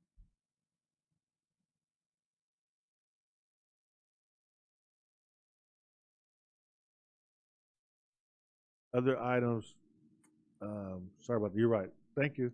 Other items, other closed session action. Be it resolved, the Board of Education accepts the notice of recommendation for disciplinary action and statement of charges to dismiss the following classified employee from his or her employment with the district. HR Class 23-24-08-ER.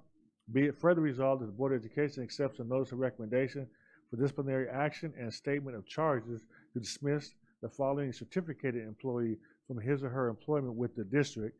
HR Cert 23-24-15-ER. A motion, please. Second. Moved by Ms. Grande and second by Ms. Ceballos. Vote, please.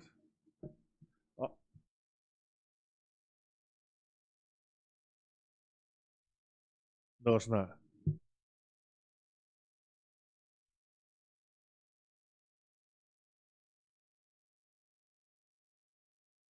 Aye.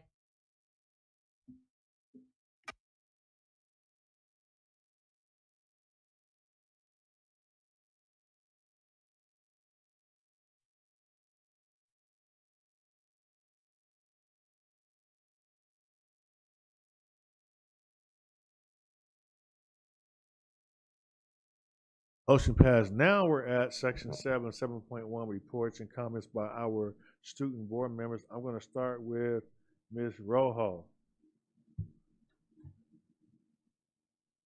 Good evening. My name is Daisy Rojo from a senior at Middle College High School. Some events this month from Middle College. Senior and junior prom just occurred last weekend, and our first yacht prom on Newport Beach. And I just want to congratulate our senior class for making that, and our office staff for making this special night possible and memorable. Also, last week, Friday, we celebrated our principal from Middle College High School, James Espinoza, for his leadership and the shine he brings through the Middle College High School program. Lastly, we want to thank all SBCUC teachers, and we just look forward to this summer, and we prepare for the next school year's journey and adventure. Also, I want to give a good look to all students who are taking an AP or IB course and testing this upcoming weeks. Thank you for your time. Thank you. Ms. Rosenblum. Good evening. My name is Angela Rosenblum, and I attend Pacific High School, and I'm a junior. I would like to start off by saying that congratulating one of our seniors, Alfredo Gonzalez, for his LinkedIn Learning Alliance for the Student of the Year recipient. The PLTW Biomedical Way was recognized as a distinguished pathway for the 2023 and the 2024 school year. Recently, we had applied for a platinum PBIS school waiting, where we are currently waiting on results for the certification process. And I would like to give a big shout out to one of our juniors, Connor McClare, for his amazing race in our 100 fly and finished second with a time of 49.44 seconds on the clock. And then lastly, our PHS Cadet Corps program had completed the California Cadet State Drill Competition. We have brought home 3 trophies, went against the top military academics, placing 3rd place unarmed squad, 3rd place unarmed platoon, and special honors for our freshman Evangeline, who won 1st place in the individual unarmed drill, making the top drill and ceremony cadet in the state. So congratulations to all of those who I had said in my reports, and thank you for your time. Thank you very much. And that leaves us with Mr. Hernandez Nunez. Good evening. My name is Antonio Hernandez. I'm a senior at Arroyo Valley High School. And last month we had a successful prom. Even though I didn't dance, I really enjoyed that night because I was just there with my friends and just making memories, just enjoying that night. And last week, I went to go watch an orchestra performance where they played Beethoven and Strauss, and it really reminded me of our district and how we have so many talented students. And I'm really grateful for the opportunity we got to be able to showcase our talents. Yesterday, I took my AP government test. I think I did pretty good.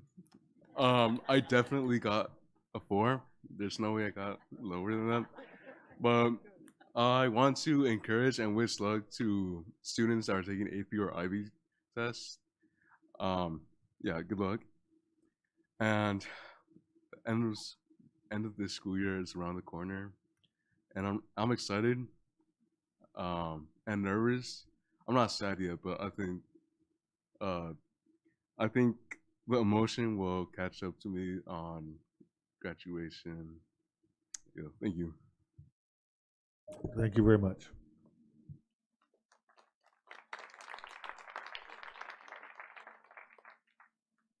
Section 8, Administrative Reports, Presentations. 8.1, Career Technical Education Pathways, A through G presentation. Thank you, President Tillman. Assistant Superintendent Anna Applegate and her team will provide the board with the Career Technical Education and A through G update. Thank you. Thank you. So good evening, board. And I think you're in for a treat tonight. We're very excited to really showcase and present all the work that's been done around college and career success. You asked for an update, and so we're excited. We have a large team here, as you can see, because it truly has been a collaboration between college and careers, secondary, all the other departments, and our sites. I see that we have several principals here as well. So we're excited to bring this presentation to you. So we will have sections on A through G, dual enrollment growth, the CTE pathway implementation, and work-based learning. So board, there's a natural break at the end of each section. So if you have questions, there's quite a bit of information. So Dr. Venkatesan can get through. And of course, if there's anything that you want to ask questions about, you can do so at that time. So I'd like to go ahead and pass it over to Dr. Venkatesan and Ms. Laura Smith. Thank you, Mrs. Applegate. Good evening, Board President, Mr. Tillman, Superintendent Ariano, Board, Cabinet members, parents, and community. My name is Sudha Venkatesan, and I'm the Director for Secondary and College and Career. As a board, you not only have the vision of what it takes for our students to be college and career ready, but also have been extremely supportive in helping with needed resources, and our data shows that we are trending in the right direction. I'm so proud to share with you tonight the gains made in just the last 2 years under the leadership of Mrs. Applegate. The folder that you have in front of you contains a variety of relevant information to augment our presentation. We would especially like to thank each of the sites for their hard work in preparing the Pathway one-pagers, which highlights their accomplishments. As I start this presentation, I want to acknowledge the huge team that is instrumental for our progress.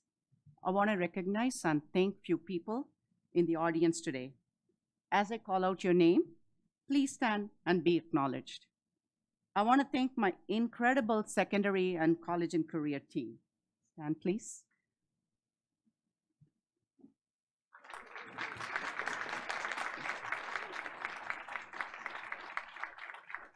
My fellow Ed Services directors,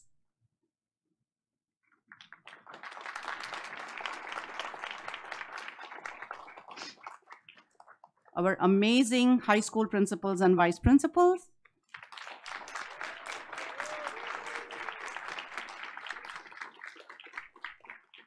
our CTE program specialists and college and career readiness teachers,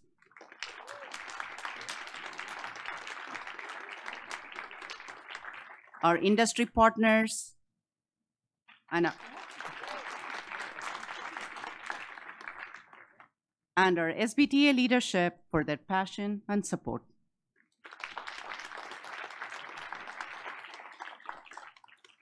And all this work is not possible without you, board, and the incredible support of our Superintendent Ariano, my supervisors, Mrs. Applegate, and our esteemed cabinet. Today, we are pleased to bring you updates on A through G, dual enrollment, CTE pathway implementation, and work-based learning.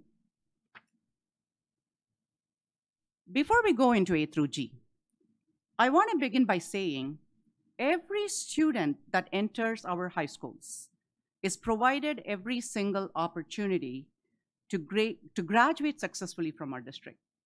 Students are prepared for options after high school, no matter what avenue they take to graduate. There are 4 distinct ways through which our students graduate. Almost always, students start on A through G. We strive for every student to graduate with A through G through completing the A through G courses and credit recovery if needed. The second option is to get the high school diploma, satisfying the graduation requirements of San Bernardino. Then we have the third option under the legislation such as Assembly Bill 167, where just meeting the state minimum credits will help students graduate. Situations change with families, and they may fall on hard times. but the state has provisions in case such situations come up that are outside of a student's control. Finally, some students with an individualized education plan may not graduate with all A through Gs. They get a certificate of completion, but the students still get to walk across the stage with their peers. So we start with part 1 on the A through G update. Students' academic plan for graduation are always defaulted for A through G courses as part of their 4-year high school plan, unless otherwise determined by their individualized education plan. We are at a 39.5% completion rate now. The state is at a 52.4%. Our district vision for 2030 is at 70% for students to meet the A through G requirement. High Ds and F grades are limiting the rate by which the students can complete the A through G requirements. We are closing the gap with our African American students. During the 2021 school year, we were at a 10% gap. And in just 2 years, we have closed that to a 3% gap with that of a district average, which will be illustrated in the next few slides. However, our English learners, students with disabilities, and foster and homeless are still below the district average. There is still much work to do there. A significant percentage of students enter high school not meeting proficient levels in ELA and math and are in need for additional intervention courses, and they are not A through G approved.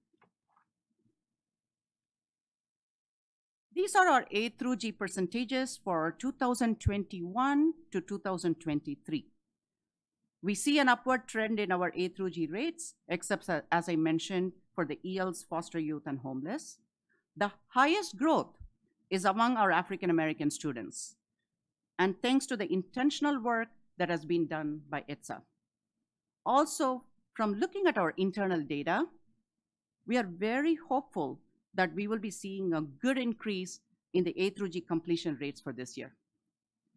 Our superintendent and Mrs. Applegate are committing a lot of equity multiplying dollars to support ELs, foster youth, and homeless to raise their completion rates. And this slide illustrates how our individual schools performed over the past 3 years in meeting the A through G requirements. You will notice that some of our schools are well ahead of our district average, and they are on their way to meet our 70% goal by 2030.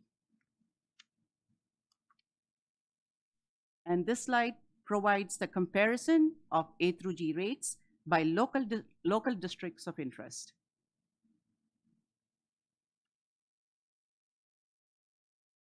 I want to dwell on this slide a little bit. This data came from the National Clearinghouse. This data is compiled after 12 months post high school completion. So there's always a 2-year lag. The district represented here are similar to us in demographics. The gray bar here represents students that successfully completed their A through G requirements and are currently in a 4-year or a 2-year college. The orange bar represents the students that did not meet their A through G requirements and are now in a college. The blue bar is the average of the two. This graph shows that if a student is successful in meeting A through G, they have a much higher chance of enrolling in a 4-year or a 2-year college. Specifically for SBC USD, we are 4th from the right. 71.5% of our students who meet A through G go to college, and they are going to college at the similar rates of our surrounding districts. Considering that our city only has a 12.9% of adults that have a bachelor's degree or higher, compared with the 35.1% nationally, focusing on A through G and dual enrollment is going to pay off positively for our students. As a board, you have placed a heavy focus on the A through G completion and the dual enrollment for our students, and this graph clearly shows that it's paying off. Now that you have seen all the data telling you the story, we want you to meet one of the amazing humans behind this data. We are happy to introduce you to a Cajon High School student and Linked Learning Student of the Year, Ms. Esperanza Souza. If you can come up, please. And she is one of the only 10 students in the state to receive such recognition. And I'm also happy to share out that out of the 10 students in the state, 3 of them are from San Bernardino City Unified School District.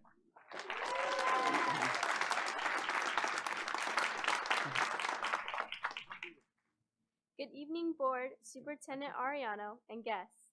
I'm Esperanza Sosa, and I'm part of the construction pathway. Thank you. For Cajon High School. I'm proud to say that I'm one of the 10 students in the state to be recognized by Link Learning Alliance as a 2024 Student of the Year. I was born in the Inland Empire and lived in Rialto for most of my life. I moved to San Bernardino over 3 years ago, where I began my sophomore year at Cajon without knowing much about CTE pathways. I started visiting my friends who enrolled in Mr. Espinoza's pathway during lunch. I envied them because not only was Mr. Espinoza an amazing educator, but the pathway itself was intriguing. Before coming to SBCUSD, I struggled in math, but due to awesome and amazing teachers such as Ms. Janet Flores and Mr. Mario Rocha and their encouragement, support, and overall teaching style, I no longer struggled. Being in the construction pathway and with Mr. Espinoza in my junior year allowed me to see how much I could apply math to my life and career goals. I also learned that I could get an industry certification in MC3, which included an OSHA certification and a CPR first aid certification. As I thought about my future in my senior AVID class, I thought about Mr. Espinoza and how he has inspired me to become a powerful educator. I am accepted to Cal State San Bernardino with a major in mathematics with a teaching concentration. The experiences I've had at Cajon, especially with teachers, thank you, Mr. Espinoza, Ms. Janet Flores, Mr. Mario Rocha, Mr. Palmer, Mr. Casillas, and Ms. Cackery, and being in the Link Learning Building and Construction Pathway has helped me to prepare for the future. Thank you, SBCUSD, and this school board for supporting programs that provide opportunities to motivate and inspire students like me.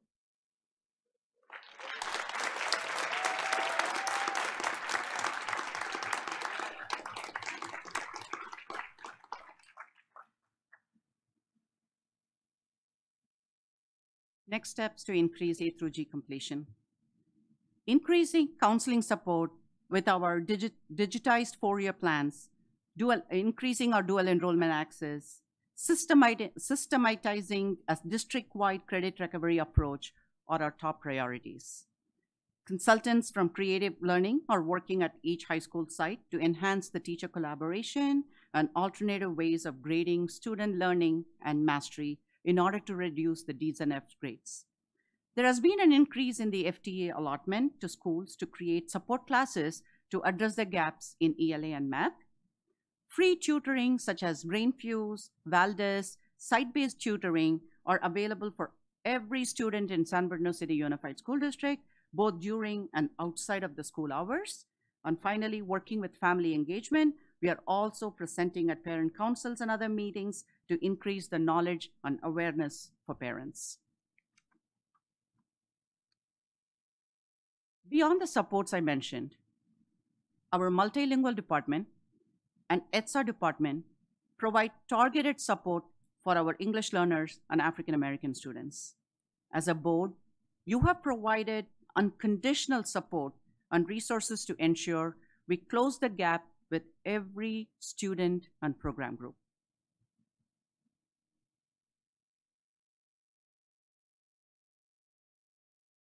Again, here are some highlights of how special education students receive targeted support for A through G.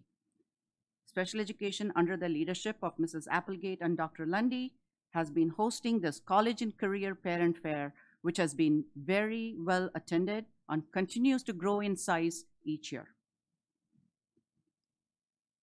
I will now be moving on to our focus on early college credit courses. Should I stop here for any questions?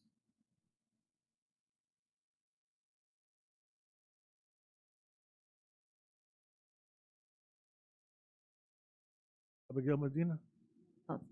Thank you so much. I just wanted to highlight that you did show that we are increasing the A through G, meeting the requirements. And just for the new board members, back in 2013 when I ran, our meeting the requirements was at 18%. And not only was it 18%, there was subgroups that were 11% and even less. And so back then, we weren't even looking at those that were meeting the requirements. We were just looking at students that were attending the classes. And so my big push and many board members' push was to actually look at those students and increase the amount of students meeting the requirements. So we've done a lot of work, and I think we're moving in the right direction. Thank you.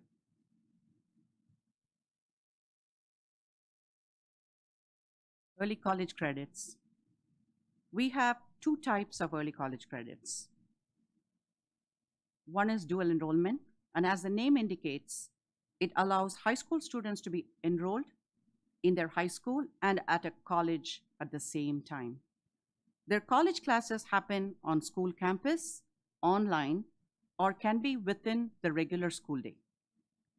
Articulated courses are formal agreements between a college and SBC USD that guarantees that some classes taught at our high schools by our own SBC USD teachers will count for college credit at that specific college.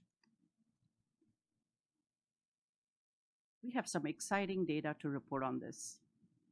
1,290 students took 154 unique early college credit courses.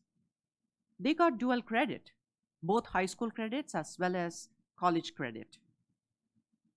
51% of the classes met A through F requirements, and it's up there what those A through F requirements are. And it's also directly applied to satisfy those requirements. 90.5% of our courses are transferable to CSU and UC. And 7.8% of our classes were part of a certification program. Since 2020, we have expanded the offerings to 9th and 10th graders to meet our governor's vision of 12 college units by 2030.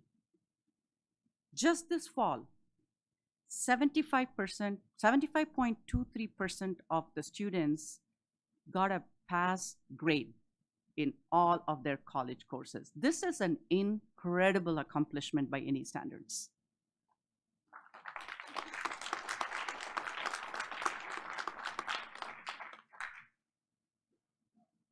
Here is the chart of the college credit courses taken by grade level. The blue bar indicates pre-COVID numbers. Pre-COVID, most of the dual enrollment classes were only taken by juniors and seniors. Now all grade levels do. All grade levels have doubled or tripled in their enrollment since COVID. This is a real bright spot for our district. And Valley College has been steadfast partner with us achieving this success. Valley has done away with the GPA requirement for students and also the transcript requirement for the entering 9th graders.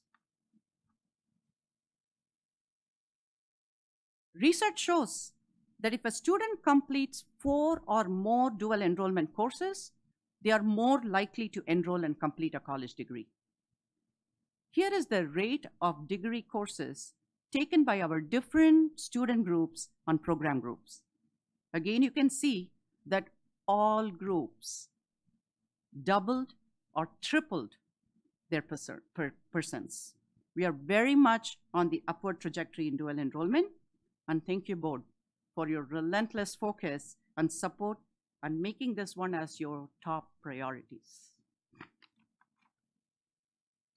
And this graph tells you what courses our students are taking at college. The top 4 courses that students took for 21-22 school year has been in fine arts, foreign language, social studies, and science. These courses fall under A through F. The 49% under elective credits could also be used to satisfy general education requirements for their college. They call it CalGETC, and towards their undergrad degree. 90.5%, as I mentioned here, are all transferable college units. The balance were certificate-based courses done at colleges, which includes child development, heavy-duty truck repair, culinary arts, computer courses, pharmacy tech, just to name a few. Now we want to spotlight Mrs. Elizabeth Lindsay, who, along with Principal Natalie Raimondo, have been champions of increasing access to dual enrollment at Pacific High School. She will speak a bit about her experiences with how they grew dual enrollment among their students. We will then hear from Mr. King Anderson, that's going to be through the video, about his experience with dual enrollment. King is currently in 10th grade with strong aspirations to give back to the community. Take it away. Good evening, Board President Tillman, Superintendent Ariano, Board, and Cabinet. Thank you for allowing me to share a little bit about the impact that dual enrollment has had on students at Pacific High School. As stated, my name is Lisa Lindsay, and I serve as the dual enrollment program specialist. Formerly, I was the college and career readiness teacher, and I supported anything college and career related, including college applications, financial aid applications, and college and career exploration. Now, I do dual enrollment full-time.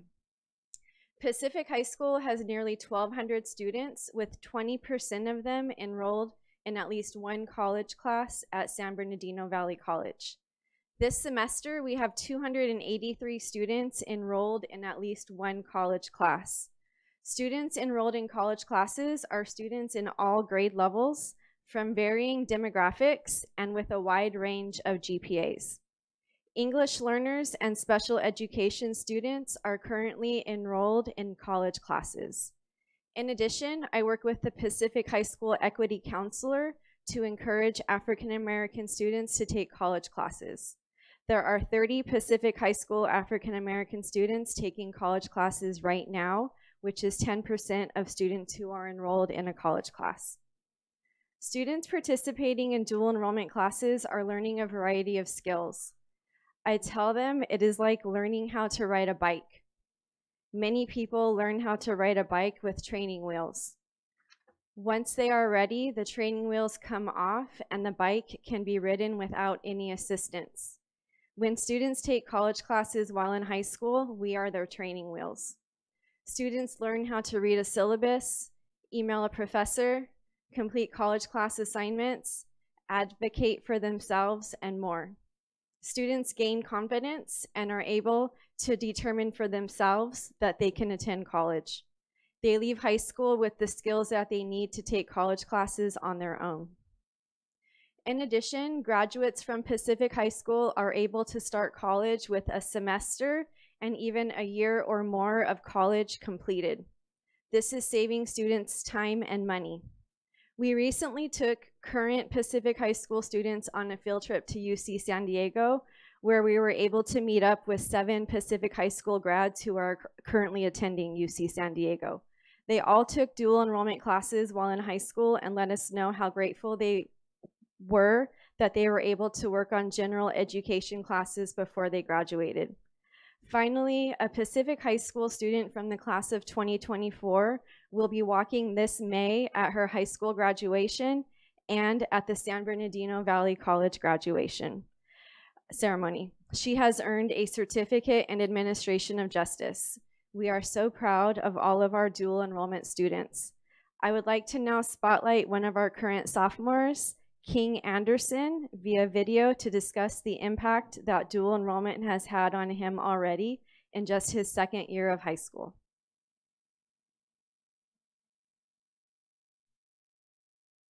And I am a sophomore at Pacific High School. This year I took 2 college classes. First, I took American Sign Language 109. I have a high school class called Dual Enrollment Support, where I take time to work on my college class assignments. Taking a college class wasn't as hard as I thought it was going to be because I have a lot of support. I had support from my dual enrollment teacher, Mr. Doyle, and college interns. They showed me how to access my college class assignments and grades and how to stay organized. This semester, I am taking music appreciation, and now that I understand the process of taking college classes, it makes it a lot easier. Next year, the college class that I am going to take is Administration of Justice 101. After I graduate high school, I will start my journey in becoming a lawyer and receiving a PhD in communications to then come back to San Bernardino and be a role model to students that look like me in our school district. I am so thankful for the opportunity to be able to take college classes while I am still in high school. Let's go Pacific.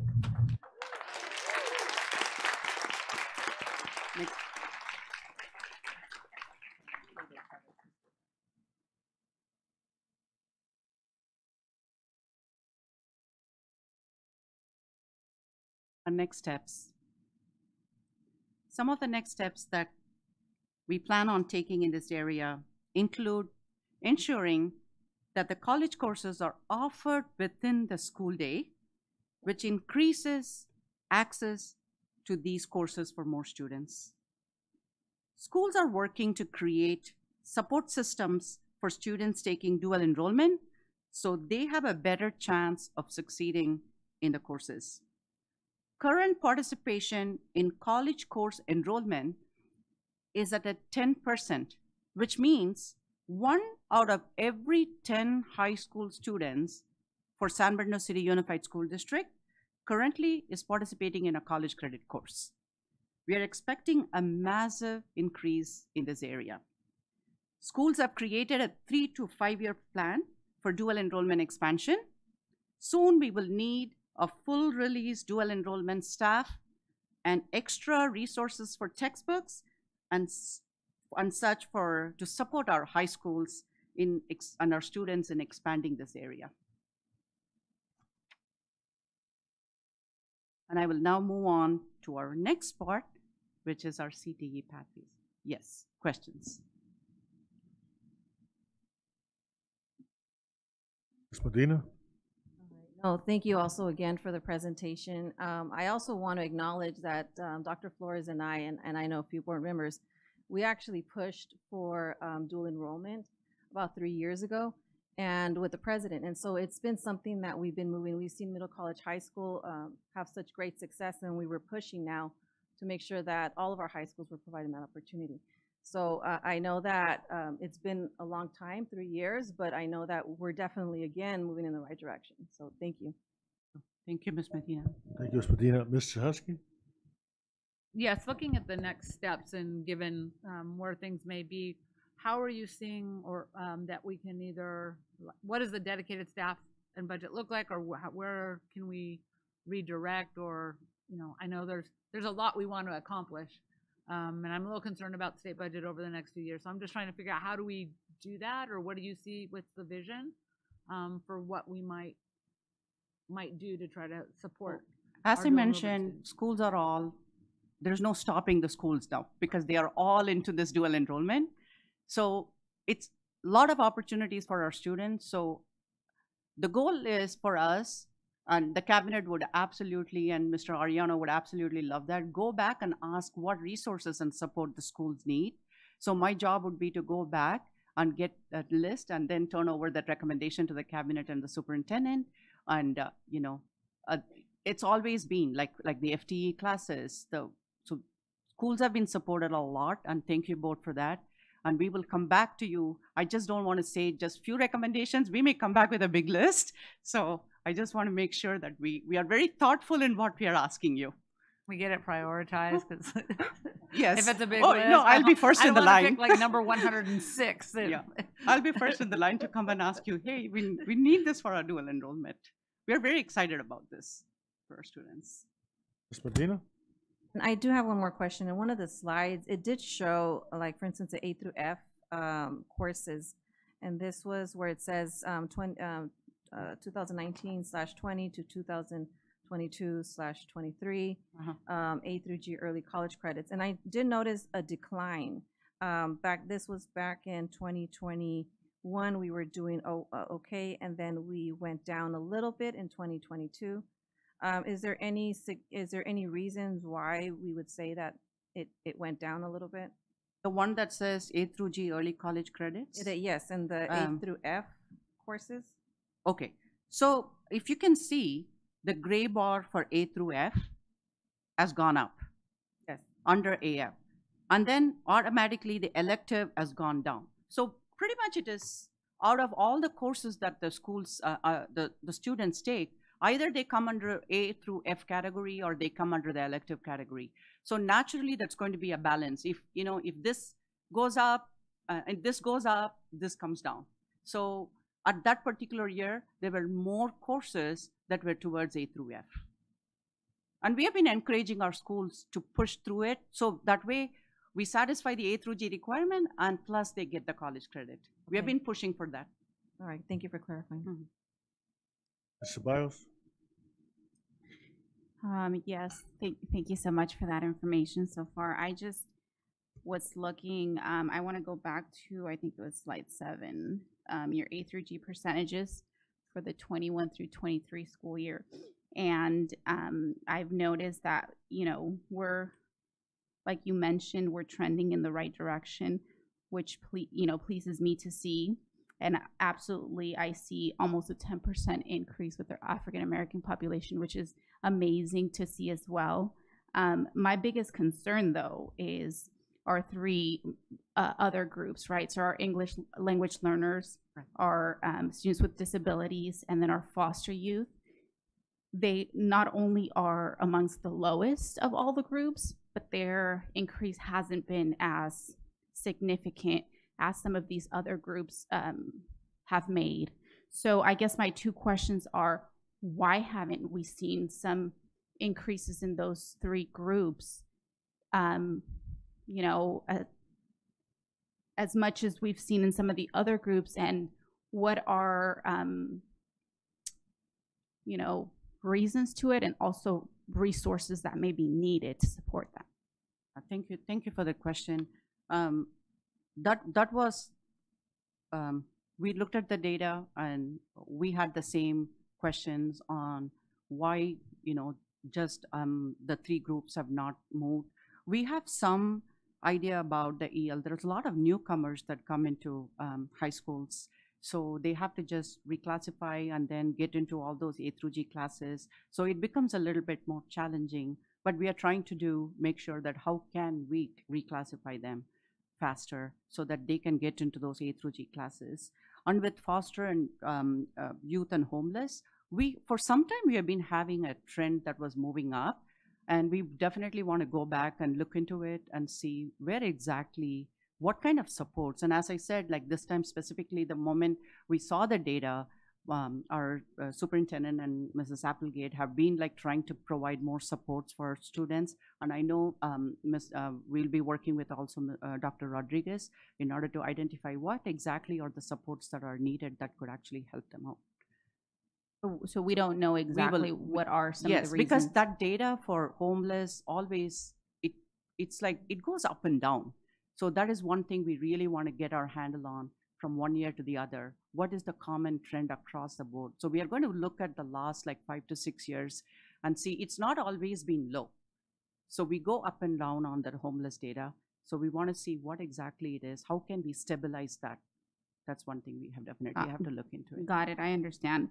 And then for the English learners, I know that, and I may not be as versed as some previous board members were, but I know that there's differences between newcomers opposed to, there's a term that we call them, that it's long-term English learners. Right, and so maybe also having some of that data desegregated, because in this section or in this category of English language learners, I don't know who's what.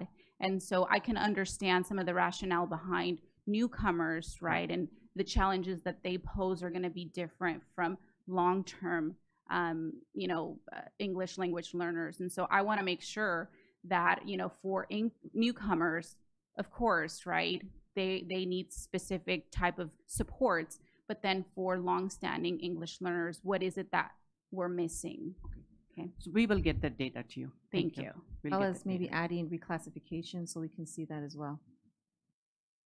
Ms. Medina, we had a comment from Ms. Rojo, I believe it is. Hi, my name is Daisy Rojo. I'm a senior again at Middle College High School where I take dual enrollment classes. I just had like an idea regarding if we can bring up the concerns or the difference between dual enrollment classes where you take college classes and high school in person and not at middle college, and then comparing that to middle college and how we can sort of the issue of classes wise, like this. One thing that helps from with middle college was the amount of time school is and how much extra time we have for those classes. So sort of like implementing, I know there is regulations and laws between how much hours you need to be in school, but if there's possible to create more middle colleges to implement more access to dual enrollment classes and not just one course a semester, but as middle college does around 2 to 3 courses a semester, how we can look into discussing the differences between those two schools. Are you saying don't lose sight on expanding middle college? Correct. Thank you. We'll look into it. I should say that you are a visionary because we are trying to, we have just started that small scale in Arroyo Valley right now. Right, that's correct. There's 2 And schools. thank you for that. So you're thinking ahead. So we are starting that. That would be an opportunity. Right now, Indian Springs and Pacific, they have like most of their school students in the college courses. So you're thinking in the right direction. Thank you for that. Thank you. Okay. You can continue.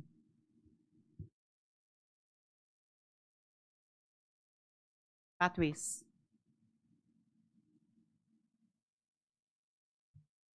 We have a total of 54 pathways, 11 gold and 20 silver certified pathways that accounts for 57.4% of all our pathways, being recognized as high quality.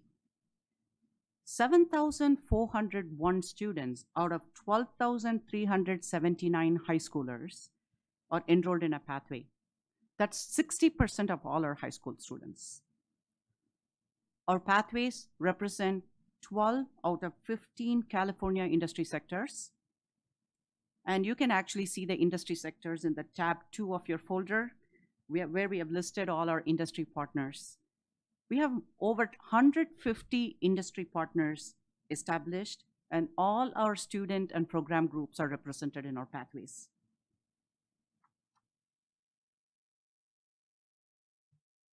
And this graph shows the A through G rate among students that did not complete a pathway versus A through G among students who completed a pathway. All are graduates.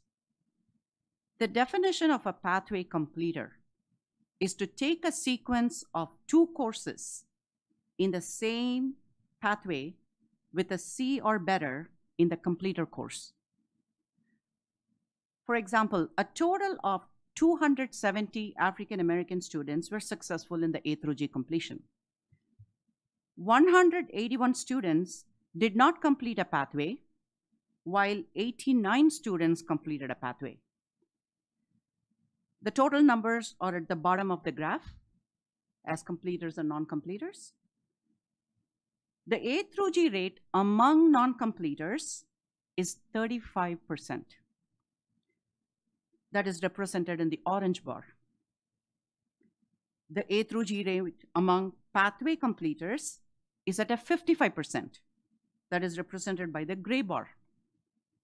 There is a 19% jump in the A through G completion rates between students that were not pathway completers versus pathway completers. We can see a similar trend across board. pathway completers successfully complete A through G in much higher rates among all student groups and program groups. We hypothesize that being in a pathway increases their school connectedness and makes their learning more meaningful.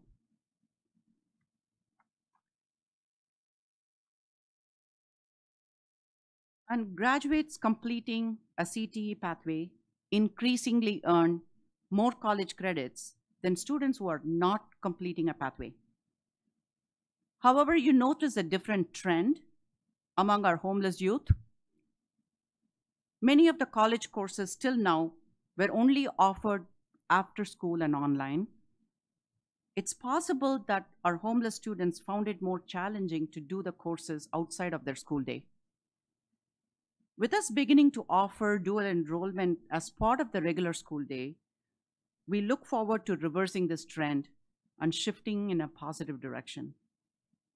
And the participation rate will also increase in all the student groups because of this.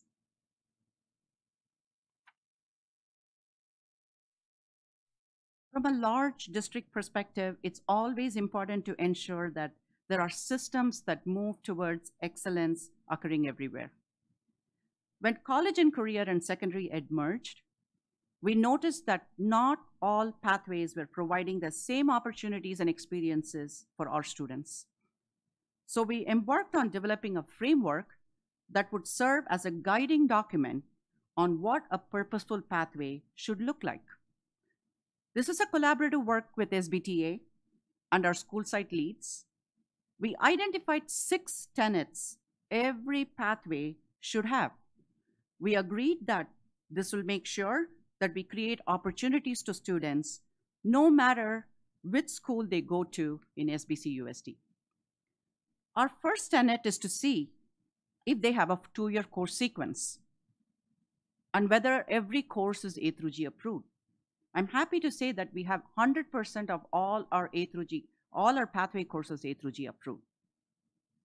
Our second tenet is that every pathway must lead to or provide an opportunity for a dual enrollment, articulation, or a certification. Our third tenet will be for our pathways to offer industry-connected certifications for job skills and employability skills. Our fourth is that all college courses leading out of pathways are college transferable. Then fifth, effective pathways also rely on strong industry partnerships who provide us feedback to the relevance of the curriculum and skills needed in the future. Our final piece is workplace learning. This is a huge part of each pathway, which will help students showcase what they have learned into the field. We can now have students answer the age-old question, when will I ever use this?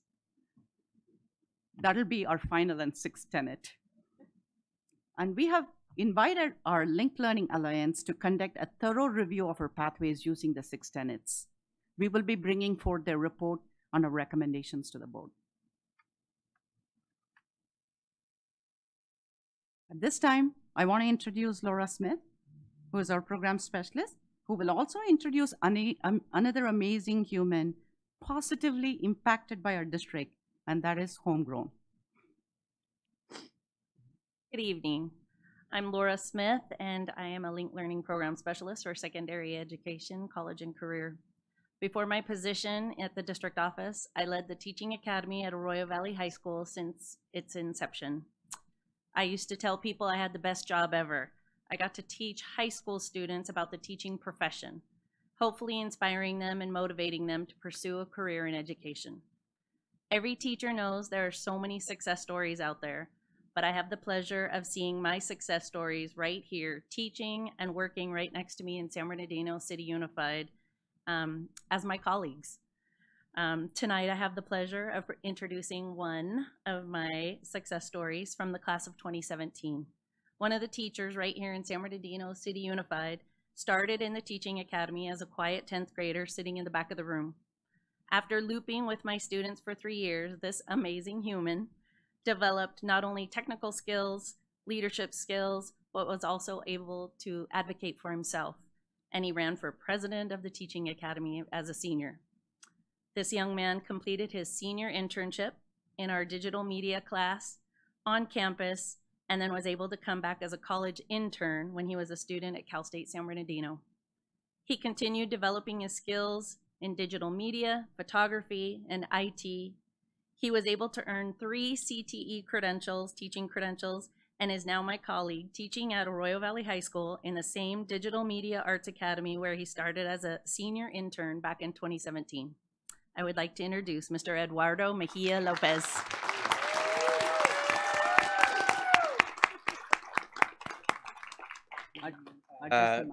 Superintendent Arellano, President Tillman, Vice President Ceballos, Cabinet. Before I get started, I want to go ahead and just thank Ms. Smith. It's an honor to be here, and you know, I lost my track of my notes. Before I share my, I guess you could say my journey through the San Bernardino City Unified School District, if it wasn't for Ms. Smith, I wouldn't be here today. Everything that she's done and taught me, and now being a colleague, it's been an amazing journey. It was the academy that you started back in 2002 that allowed me, as well as many other teachers in our district, to go and continue and be in this profession. So thank you. All right. So after attending Davidson Elementary School for kinder through all the way to 6th grade, I attended Shannon Hills Middle School, where I was, as Ms. Smith said, the quiet kid who kind of just sat in the back of the classroom and kind of just got by with straight C's, right? So after being promoted, I found my way at Arroyo Valley High School, where I was first exposed to the career pathways. And I applied my freshman year going into my sophomore year to be a part of the Teaching Academy. And this is where the turning point of my life, I feel, came. Through my journeys at Arroyo Valley, I learned pretty much the ins and outs of what it is to be a teacher, what it is to make connections with students, and as well as gaining experience in the digital media arts, and that's where this unfolded. I grew a love for photography and filmmaking during my senior year, and it's where I got to do my senior internship with Mr. Richard Wilshire, who is now at Middle College. Once I graduated from Arroyo in 2017, I worked around the community and attended Cal State San Bernardino, where I majored in graphic design. But it was thanks to the connections that I had made at Arroyo Valley and in my career pathway, I was able to land a career internship at Dominguez Elementary. After a few short months, I somehow found my way back at Arroyo Valley High School as another college intern, and I worked alongside Miss Laura Gallardo, Mr. Dimitri Konopoulos, and Miss Natasha Flores to help shine some light on Arroyo and everything that they've accomplished ever since then, and we created the We Are Arroyo video. After 3 years of interning, COVID hit and life happened. I graduated with Cal State San Bernardino with my BA in graphic design, worked around the community, and ultimately got my CTE credential in 3 different industry sectors. I was finally able to make the full circle and gain and get a job at teaching at Arroyo Valley High School, my alma mater. And back in 2021, where I can now give back to the school and community that gave me so much.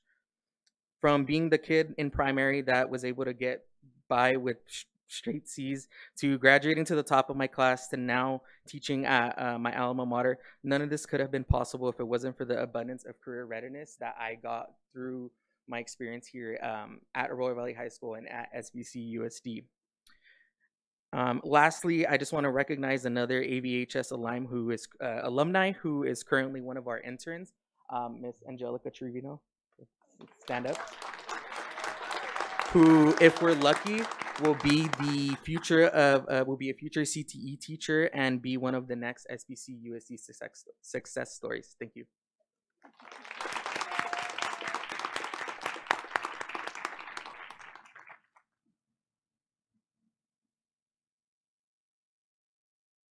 Next steps. As mentioned previously, Linked Learning Alliance is using our integrated framework to interview sites, observe practices, and compile a report on the status of our pathways. Schools are also developing a multi-year plan for sustainability. We are actively working on recruiting all student and program groups, as the data is very clear that pathway completion helps students to be successful academically. We are also recommending that our students retain the district email ID 1 year after they graduate, so we can successfully track how life is for our students after high school. And this brings us to our last part, work-based learning. Questions? All right, and just really quickly, again, just to kind of give the new board members a little history. So back, actually this was the idea of Dr. Flores, Barbara Flores, where it's trying to grow our own in the for the educators and push for an educator pathway. And we later on in the years, I think this was about maybe 6 years ago, we partnered with Cal State San Bernardino and created the Promise. So for those students that graduated from our school district and went to Cal State San Bernardino, if they came back as a teacher, we would automatically guarantee that they would be coming in our school district. So, I mean, these are partnerships that we've been building, and just to see it, 6 years ago, 7 years ago, and now to see where we're at today, just shows that it is working. Now, I guess as we move forward, trying to look at the accountability and seeing how many students are fully completing it. And like you mentioned, trying to look at solutions of how do we keep in touch for those students that we don't know where, the success stories. And maybe there's more success stories, maybe there isn't enough. And so I think it's a good way to try to keep track on those stories afterwards. Thank you. Yes. Thank you.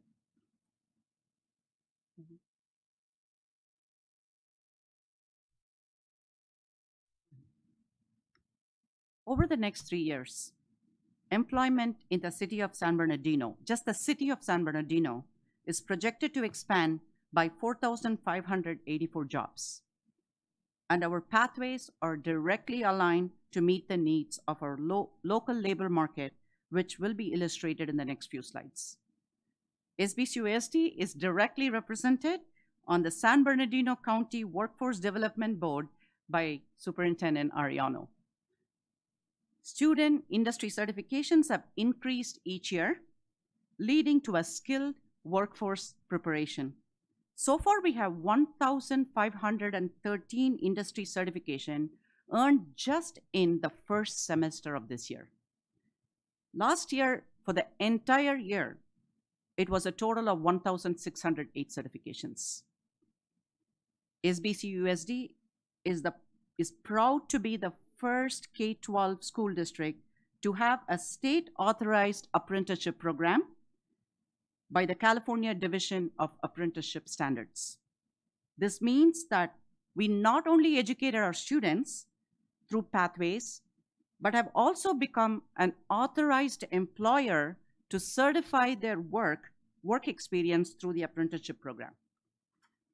In the Behavioral Health and Human Resources pathway at Cajon High School, select graduates are hired into an apprenticeship program, which allows them to be paid while they receive training to become an authorized community health worker. And they will be working with the Swiss department, I suppose, from next year. Once they complete 1 year apprenticeship, they receive a certificate from the state, which allows them to be directly hired in the profession of the community health worker. Thanks to Mr. Chris Peters. I hope he's here today.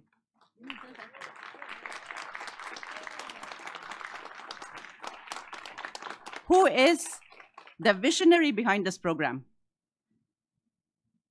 This is an incredible opportunity for our students, and hope we can also extend this to other pathways and industry sectors. Thank you, Mr. Peters.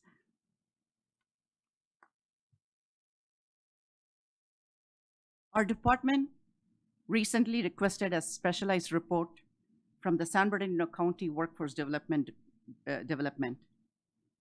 on the projected jobs for the city of San Bernardino over the next 3 years.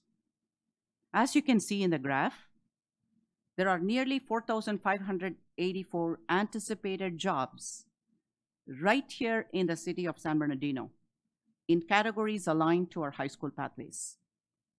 470 jobs will be occurring in the education sector, 680 in healthcare, 710 in public administration, and 1,000 in the transportation sector.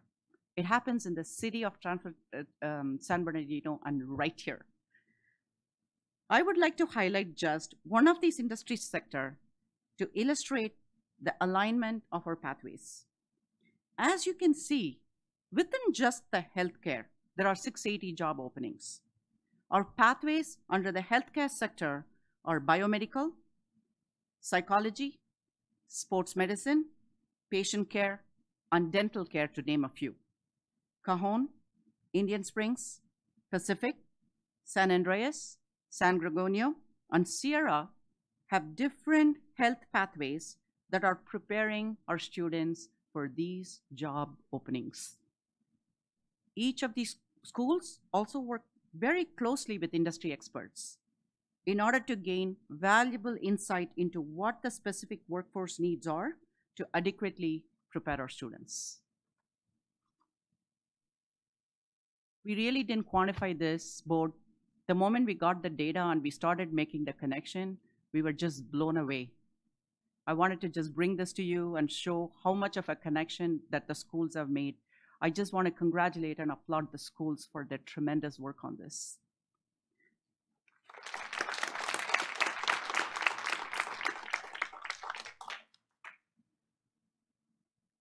Over the last 3 years, we have consistently increased the number and variety of experiences in local industries through micro-internships, internships, pre-apprenticeships, and apprenticeships.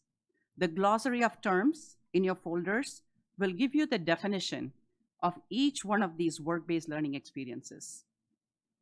This slide gives you a snapshot of the types of work experiences our students are able to participate in during and after high school.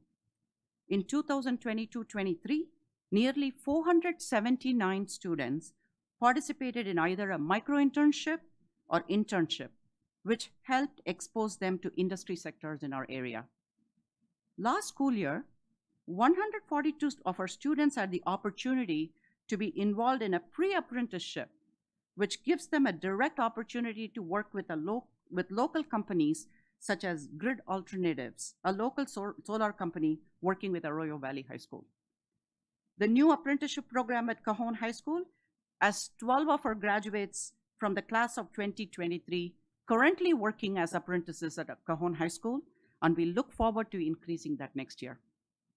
As a district, we are deeply committed to increasing the work-based learning experiences for our students by multifold in the next few years.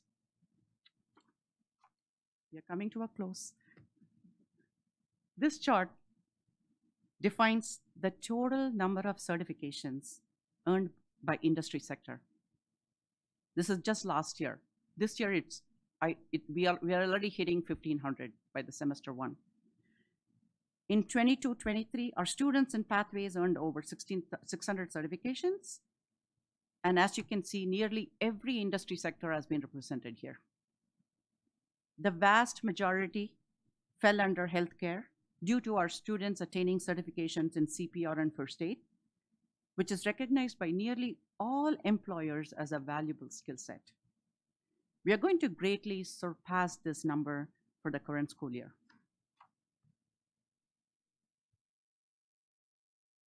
As a K-12 district, we are building the foundation for a strong San Bernardino and for advancing prosperity, opportunity, and growth in our community. We want to make sure that we help our local community needs by ensuring that we produce high quality, high tech, and high skilled experiences for our students who can go to take on all the job openings that are existing in our community and elsewhere. In fact, just within the San Bernardino County government, 22,000 positions, 20% remain vacant. by ensuring that students are exposed to what is available in our community, they can learn and earn right here. In conclusion, our amazing linked learning program specialists wanted to shine some light on the incredible opportunities available to our pathway students. Please enjoy some of their pictures. And thank you, and that concludes our presentation. Thank you. We had a question from Mrs. Alexander. Thank you. Good evening. Can you hear me okay? Yes. Okay, awesome. I would like to say thank you for such a great presentation and extremely thorough in the intention behind it. I wanted to focus on a couple items related to the purposeful pathways. So I just, first of all, just wanted to say that the slide where you're highlighting the industries and how we're aligning the positions to the industries that we have in our county is excellent. And definitely is a testimony to the purpose behind our pathway programs and what we're doing within all of our linked learning programs for the different schools. I wanted to ask you a question related to just, do we have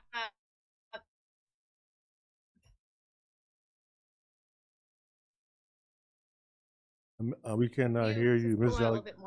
Alexander. You might want to turn off the video part. We can't hear you right now. Just go audio. Can you hear me now? Yes. Okay. I'm not sure what you didn't hear. So I want to go back to the question. One, just saying thank you for the presentation and the details related to the linked learning program. Just had a couple of questions related to just how are we developing the linked learning programs from primary years into high school years. There are some linked learning programs that start in elementary school. So could you just expound on that a little bit? So again, thanks to the vision of Superintendent Ariano, we have a STEM director, and Mr. Clyde is here. So his idea is to develop that K-8 pathways, and Dr. Clyde and I on my team, we work together to make sure that the pathways that start at the middle school level and the elementary school level have a clean transition towards the existing pathway in the high schools. Since we are having like 12 out of 15 industry sectors, no matter what kind of STEM field he starts, there is always a connection that we are able to make somewhere. So so right now we are backward mapping because of that. So I hope that answers your question. Yes, but just pulling on it, don't we have STEM programs currently today? We do have currently STEM program. For example, Indian Springs and Curtis, they're connected. And what is that elementary school? Chavez has a program that can be easily transitioned to our high school pathways. And now we are trying to get more to the elementary schools and starting to see those connections. And one of the things that Dr. Clyde and I, with my team, we are planning to do is to just show that and articulate that existing connections on how they are happening. We are very primed to do that. Dr. Venkatesan wanted to add that we have 10 pilot elementary schools, one of which is Warm Springs that will directly feed into Curtis and then into Indian Springs. So we are backward mapping, and we currently have 10 that are full on board. Okay, excellent. Thank you. I just wanted to make sure that we highlight that because the programs are definitely excellent. One area that I didn't hear that I was hoping that you could just expound on, how are students selected to participate in the pathway programs? Who does it and how do they qualify? Thank you. There's actually no selection process or specific requirements to enter any pathway. It is open to all students, and I would say the only limiting factor is the seats that are available in the pathway. And again, most sites have an interest form that they collect, and our students reach out to the counselors if they have interest in a specific pathway. And also what they do, if let's say a ninth grader is already not involved in a pathway, at the end of their 9th grade, they are able to make a choice. Actually, they only need 2 years to be certified as completers. So some students may not take pathways at 9th grade. At the end of the school year, they may come and say, I want to be involved in this. Are you able to hear me? Ms. Yes, Alex? I can hear you. And then some of them, and almost every pathway or the schools go into 8th grade, go into their middle schools and do their pathway presentations on a regular basis. So probably it's already happening right now at this is the probably prime time for them to do that.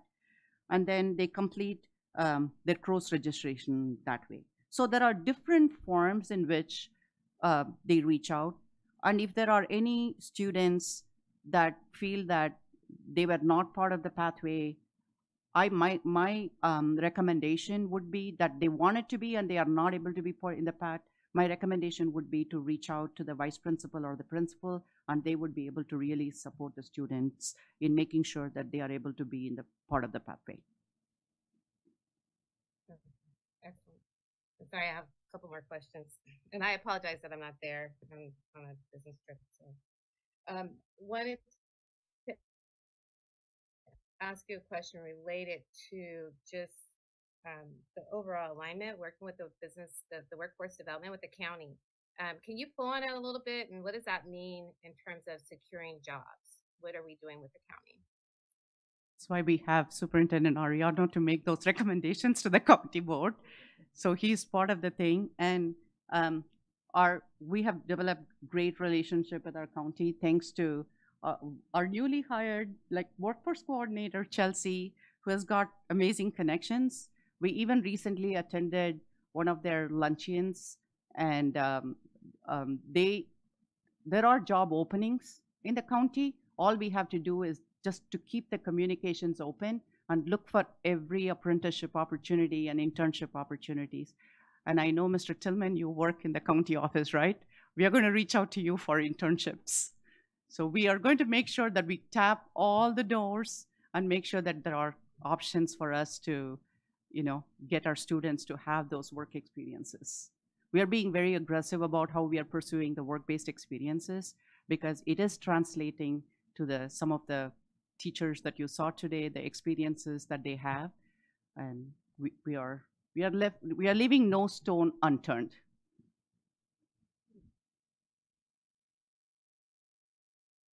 Are you done, Mrs. Alexander? I can see that. And lastly, I wanted to highlight your types of work experiences with the micro internships. That's excellent. Just demonstrating what we're able to do and how we're equipping our scholars. That's excellent. So thank you. Now I'm done. Thank you for your questions. Thank you. Mrs. Grande?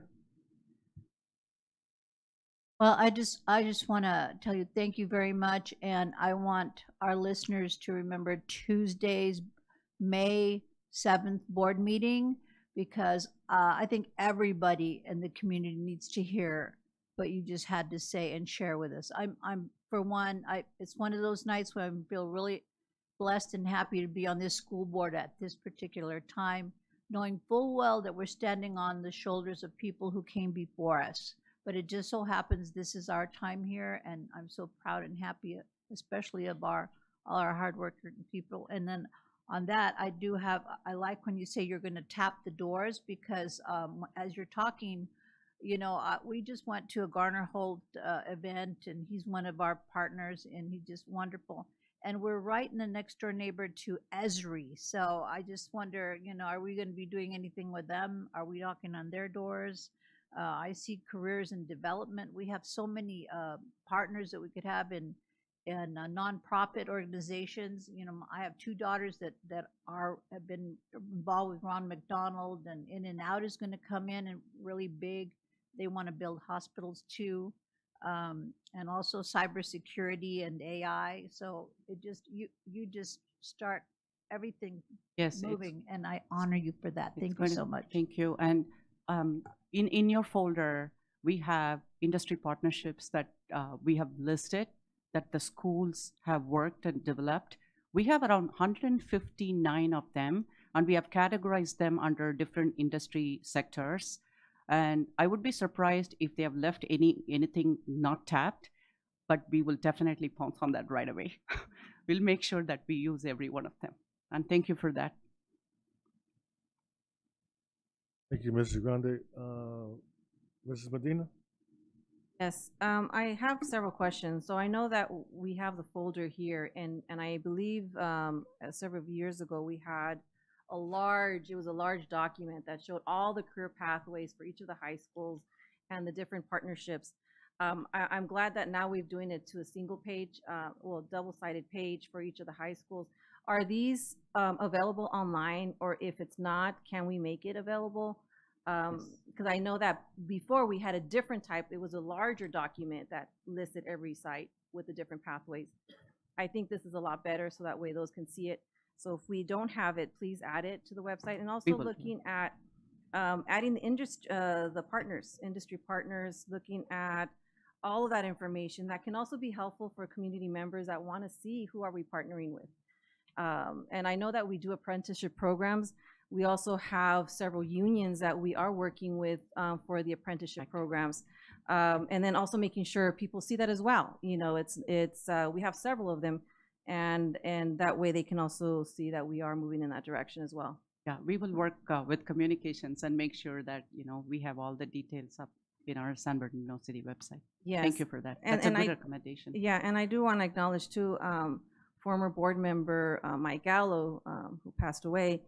This was his big push, and when it came to career pathways, looking at Link Learning when it first started, when he came on board, and then looking at the apprenticeship program. And I believe it was about 4 years ago, I think 3 or 4 years ago, we actually had a paid program that we were able to receive, and we had many students participate in that, and I see several heads nodding, and through partnerships. And so I was wondering, I know it seems like we're at a different scale, but back then we were at a larger scale. How do we go back to what we were able to receive partnerships with several organizations and try to get those as paid positions, and maybe even garner? And I know with budgets, we want to look at how do we separate a budget for those paid internship programs that we once offered a few years ago. So looking at that as well. We'll come back to you with some recommendations. Yes, and so that way also the board members can see we also did that, I mean, at a large scale, which was amazing too. And with regards to transportation, this was one of my issues many years ago, and it's still today. A lot of these schools, the idea was to have, at least for me, schools of choice, because I might be I want to be a nurse, but it's not necessarily at all school sites. And we don't want to I mean, how could you offer it at all school sites? But if there's a student that can't, let's just say, as an example, San Gregorio, and live in that area, but they want to go to Arroyo Valley, or they want to go to Cajon, because they have a specific career pathway that I don't have in my school district, and my school, high school.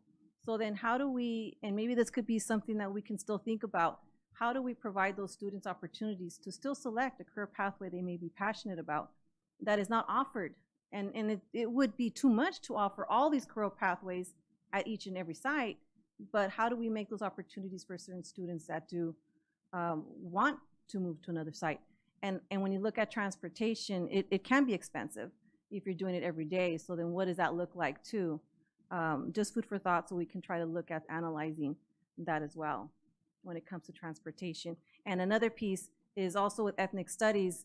As part of the A through Gs, we do have ethnic studies as an A through G.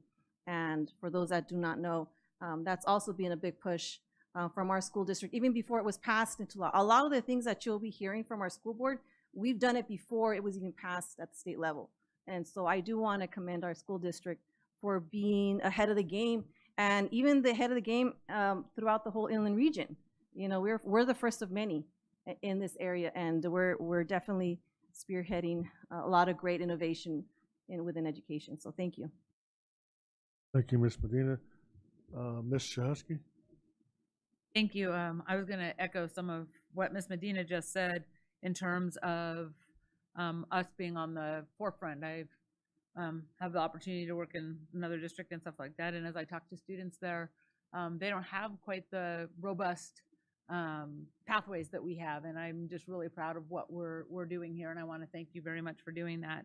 I was also going to ask about, choice in terms of pathways and access, and, thinking about how we do that. I know the transfer situation is sometimes difficult as we try to deal with enrollment and everything else, but, I would also hope that we can kind of think about how we can connect students to pathways. I know for me and many students, it isn't the A through F courses that get us to go to school and stay there. It's the pathways, the sports, the STEAM, the STEM, and that really connects us to our school campuses, and keeps us engaged in that school process. So I'm hoping to do that. I know San Andreas does open houses and tours. Do the other some of the other high schools, do we have those kinds of tours that we can do, or open houses that happen that we can see? Because I haven't heard really of any since I was at the groundbreaking for Pacific, so I got to see the transportation center. And I would ask Laura to answer this question because she attends every one of those. If you can take that question, please. Absolutely. I think they all are very proud for people to come out and see. I would say their biggest tours are right around 8th grade recruiting time, and they invite the parents and middle school parents and families to come. But that it's not limited. But I think that's when their biggest tour time is going on, is they're showcasing their pathways for the middle school families.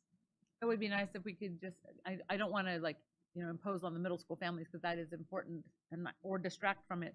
But it would be nice if we could maybe find out when some of those dates are, or when they're having other open houses that might not, where we could be supportive, so that we could come and see those pathways. I think that would be really, really nice to do, because I'm excited about it. I mean, that's, for me, A to G is important. Don't get me wrong. I think college is important, but the pathways, the internships, the apprenticeships, that's, I think, what's going to put our kids over the top, in terms of their futures.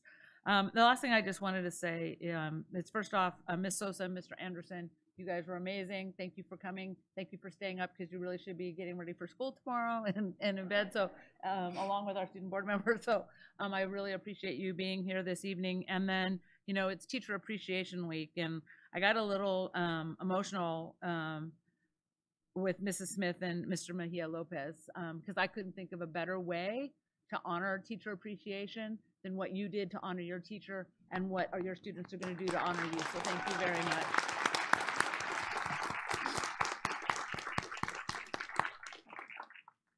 Thank you, Mr. Husky. Mr. Biles?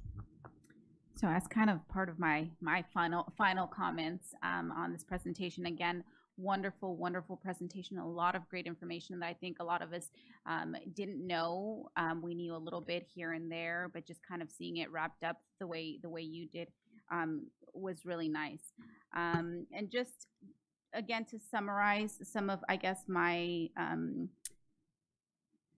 earlier comments and kind of requests, I guess, so and highlights of the presentation. So I was really glad to see it broken down the way it was broken down.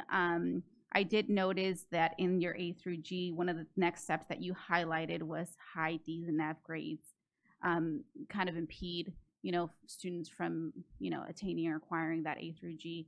And so I know that in the past, when I first got on the board, I want to say like the first year, we used to, and I was still kind of learning the rotation of things, we used to get presentations kind of on a regular basis at every board meeting on certain topics. And I think that I want to kind of see that come back, whether it's something that we plan towards, the beginning of the year, of what kind of presentations we want for the following year, because D's and F's was definitely one of those that we would kind of get updates on a regular basis. And so I would want to see that come back.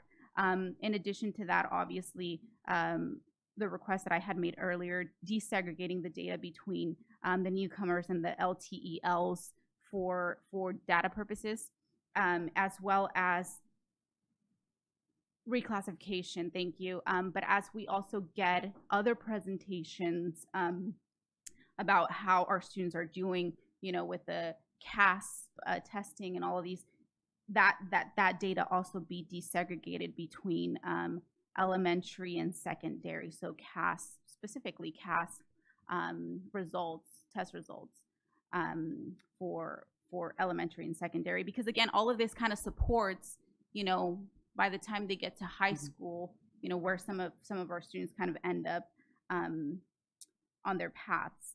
I also wanted to say I was really glad to see that we're going to be moving to or at least working towards the dual enrollment being during the day. I think that that's really important. Earlier, we heard about a student talk about his exposure to dual enrollment while in college, and how he became more comfortable with the process. I think that that's really important, especially as a first-generation college student attendee, which I myself am. It is extremely nerve-wracking. It is a whole nother beast to kind of, bureaucracy to kind of navigate through. And if you have to do it on your own, it's very intimidating.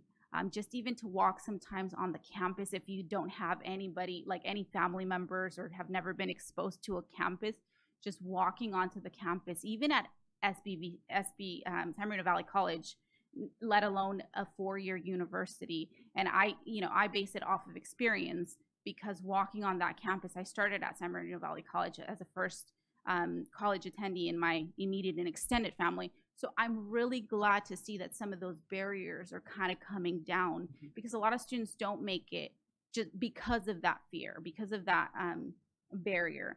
And then also, I really wanted to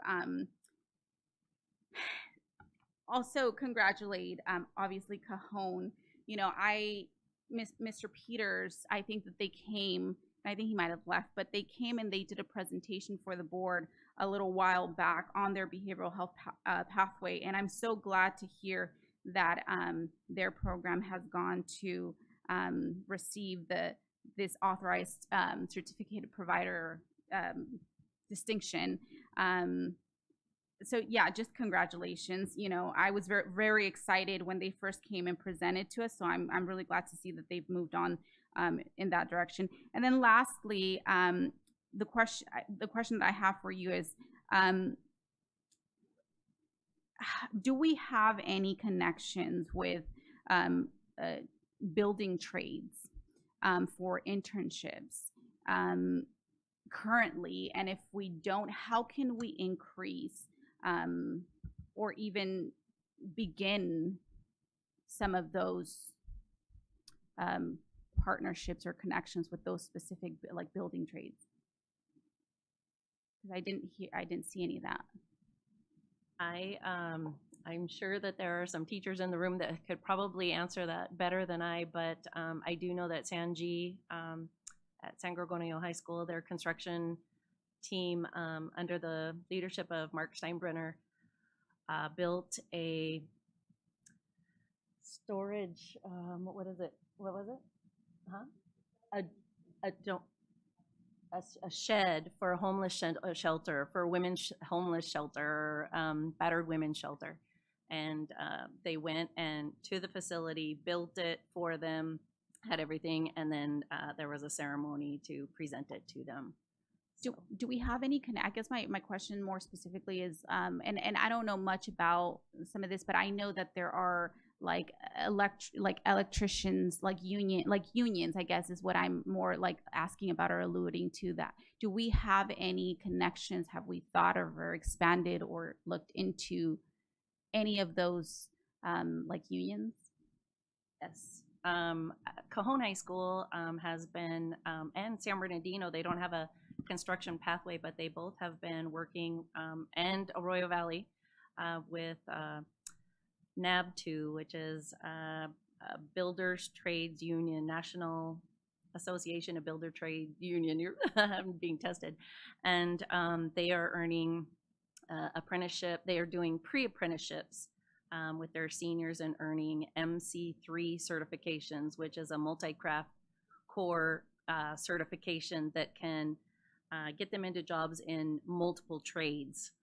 So it is, that's NAB2, I believe, National Association of Builders Trade Union. And then San Bernardino High School is doing an extra program outside of their pathways for the because they don't have a construction pathway with.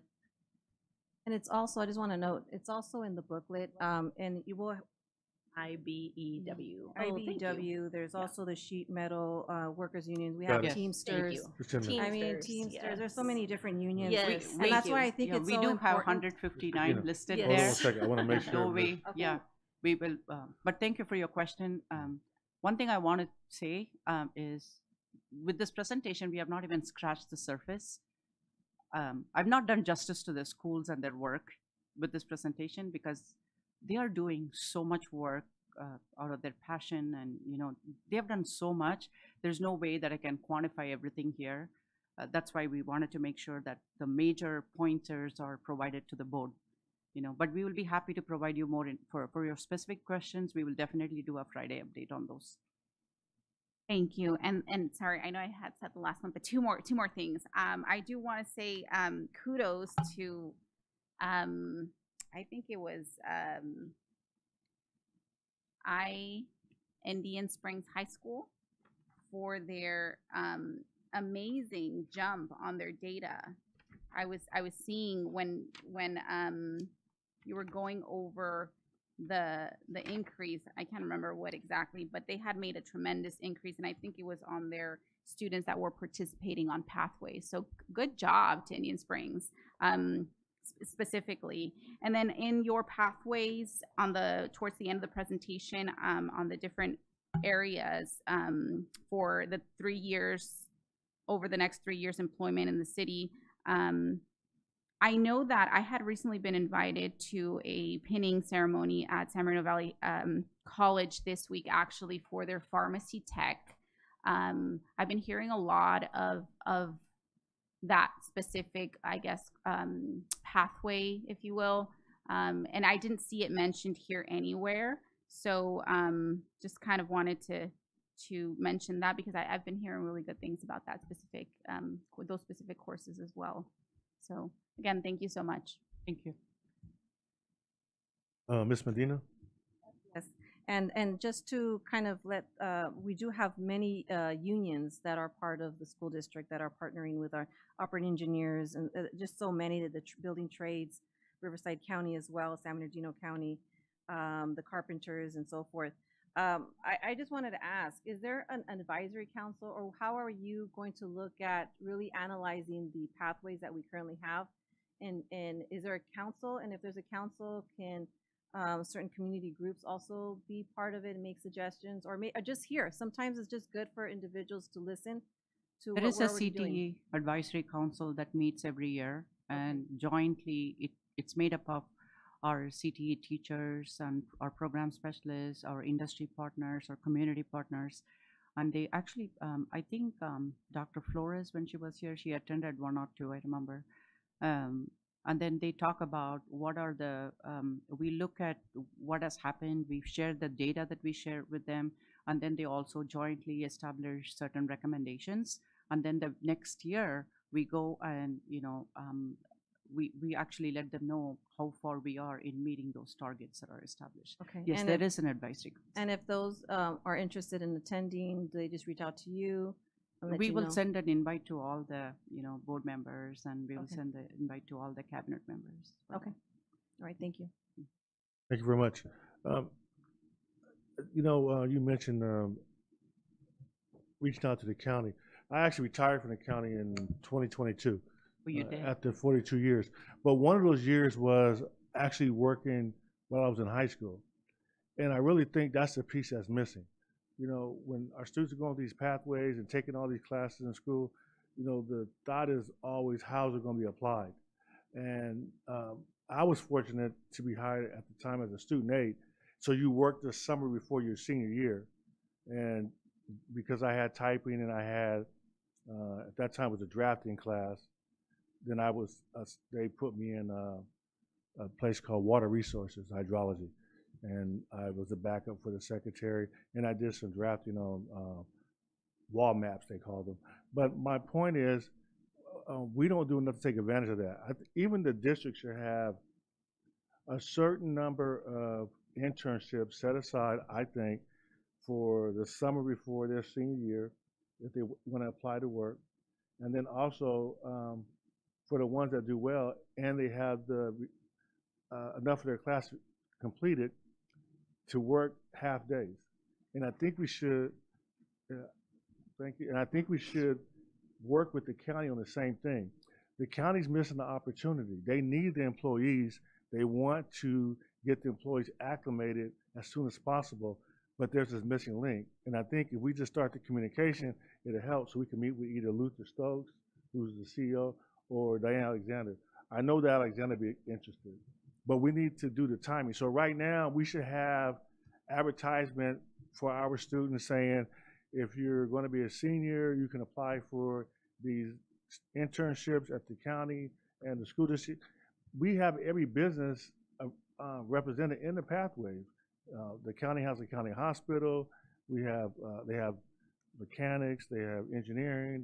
They have tech. Everything.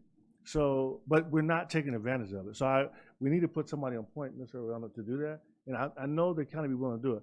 But I got to stress one thing. It has to be advertised to all the students. You know, I actually got the ad in the paper. It was an advertisement for a student aid position, and I applied. I wasn't the type of student where any teacher would have said, hey, Danny, you should go apply for this internship. They didn't see me that way. I just wasn't that kind of kid. But I knew what I wanted internally. I had a lot of confidence in myself. And so when I applied, everything I had learned enabled me to get that job. But and I was what you would call a disenfranchised. I was from a disenfranchised community because I didn't have anybody that worked there and knew anybody. I wasn't connected. And we still have a lot of students just like that. And we have to find a way to expose them to the opportunities that will allow them to use all these things that we're teaching them. That's the key. And the students will never know all of the positions that exist in these big organizations until they get there. And then that's where you learn that it's important to, learn the technical part of it, but you gotta learn how to get along with people and be nice to people. And that's how you build relationships to have a long career, you know what I mean? So I just hope that we start with ourselves first. Everybody ought to know how many internships we're gonna have every year. And then when they're full, they're full. But all the students should have the opportunity to apply for them. And based on their pathways, that gives them, better chances at the different areas within our district. But we want to do the same thing at the county and other organizations. I think it'll be great. Thank you. And I'll be willing to volunteer for a committee. Yeah.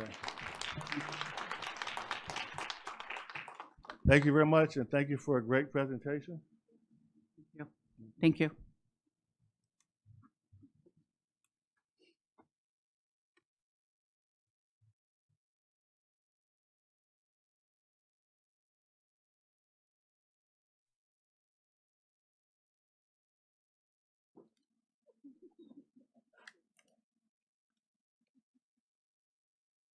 Section 9.1, discussion of possible naming of a district space for Gil Navarro.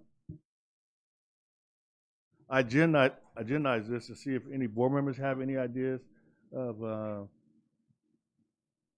rooms that you make. Yes, Ms. Grande.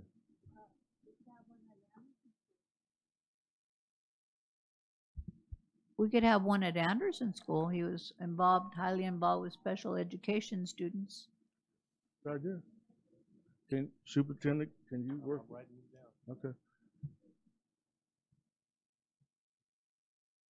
Ms. Medina? Maybe at, we have another one, Harmon, is it Harmon? Carmack, yeah. Yeah, they weren't as contentious. No. Okay.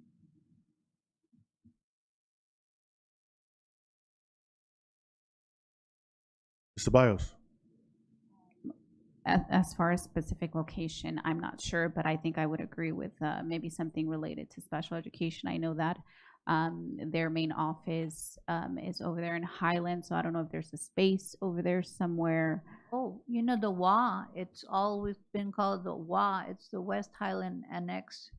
and I was told that they were going to be moving to a new place one day, and maybe in the new building, wherever they're going to wind up, that could be the Gil Navarro room or area. Didn't I hear it was going to the PDC or eventually? That. They are moving somewhere. I don't know exactly where. Okay, well, so that's what I'm saying, you know. So we'll charge the superintendent with looking at potential rooms at Anderson, you said Carmack, and then wherever they're going to move the new special education. Yeah, it's supposed to be something nice, right? Mhm. Sounds good. Thank you.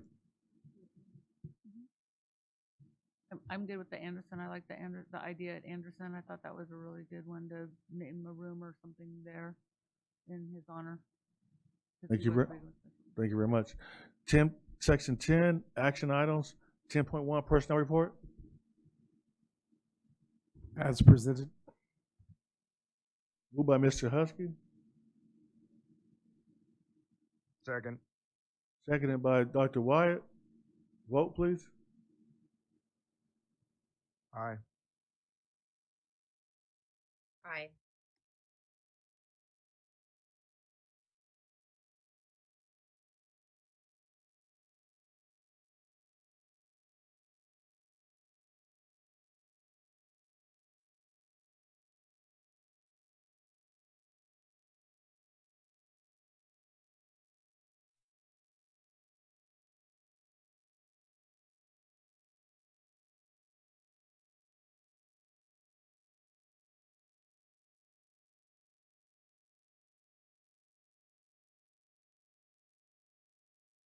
Motion passed. 10.2, approval of the temporary borrowing between funds of school district for fiscal year 2024, 2025. Need a motion? Second. Moved by Mr. Husky and second by Ms. Ceballos. Vote, please. Aye. Aye.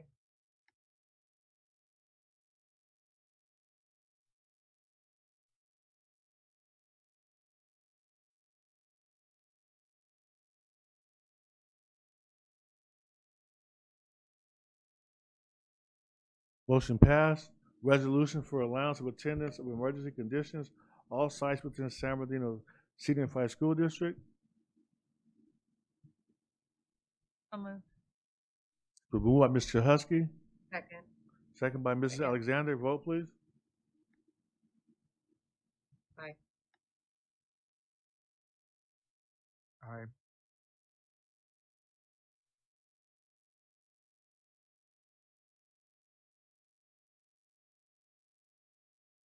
10.4, resolution approving and authorizing the superintendent to execute property lease agreement with San Bernardino County Fire Protection District.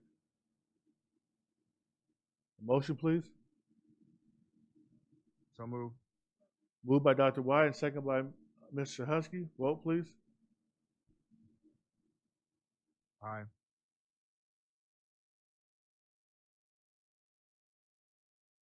Mrs. Alexander? Aye. Sorry about that.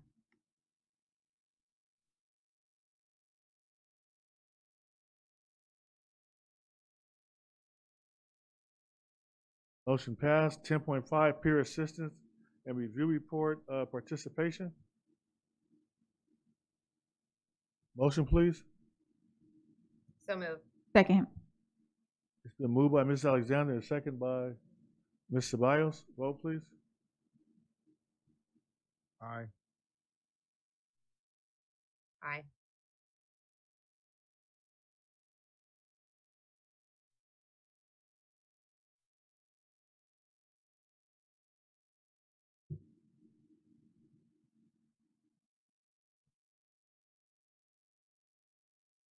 Motion passed. Section 11, consent items. Motion, please. Moved by Mr. Husky. Second. Second by Ms. Ceballos. Any items to pull? Mr. President, Yeah. Go ahead, Dr. Wyatt. I'd like to pull 11.47. I'll be abstaining. I am an employee of county schools. 11.47. Yes, sir. All right. President Tillman, I'm going to pull 11.39. 11.45 and 11.39.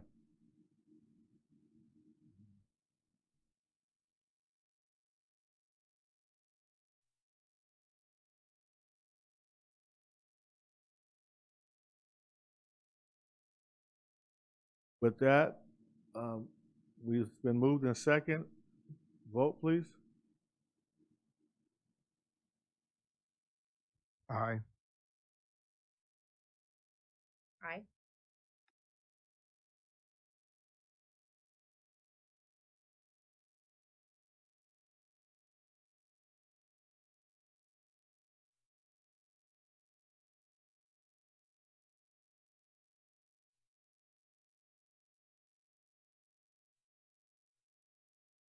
Motion carried. 11.39, business and in-service. The 62nd Annual Signature Headdress Ball, matinee performance, expanding learning. Motion, please. Second. Been moved by Ms. Chahusky and seconded by Ms. Ceballos. Vote, please. Aye.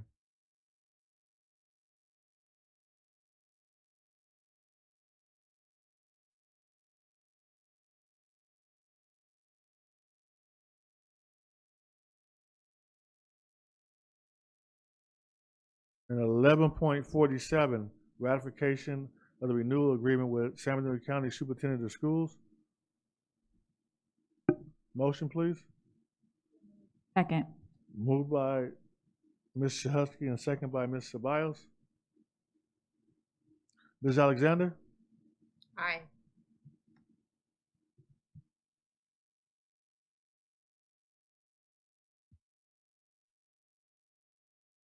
Mr. President, I'll abstain. Section 12, reports, comments by union organizations. 12.1, San Bernardino Teachers Association. Good evening, Mr. Tillman. Can you hear me? We can barely hear you. Can we turn our volume up? Okay, go ahead.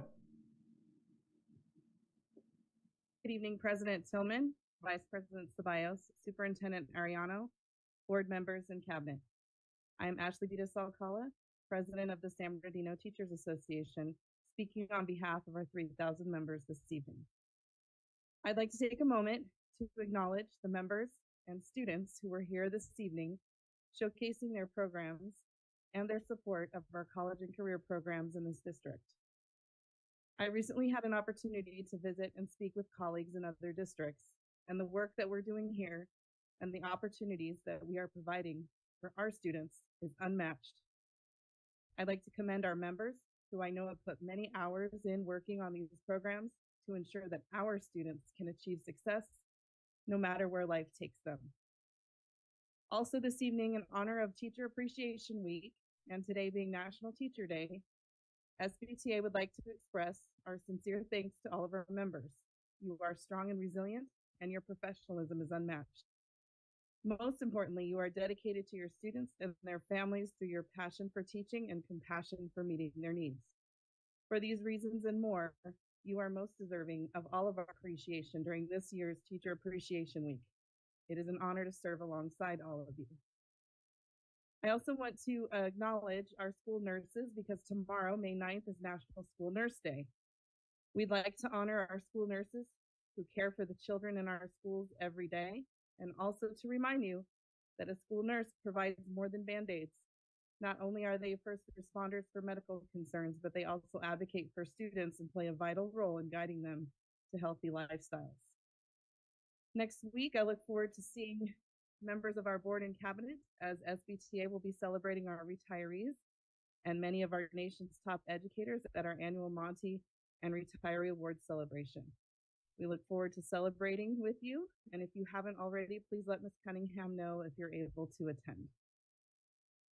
What day is that event again?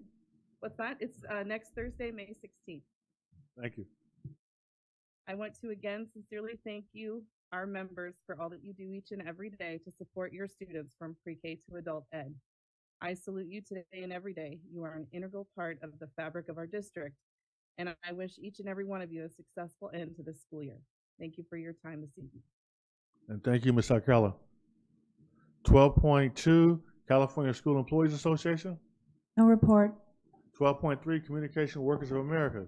No report. 12.4, San Bernardino School Police Officers Association. No report. Section 13, board members. I'll start from my left today. Ms. Shahusky.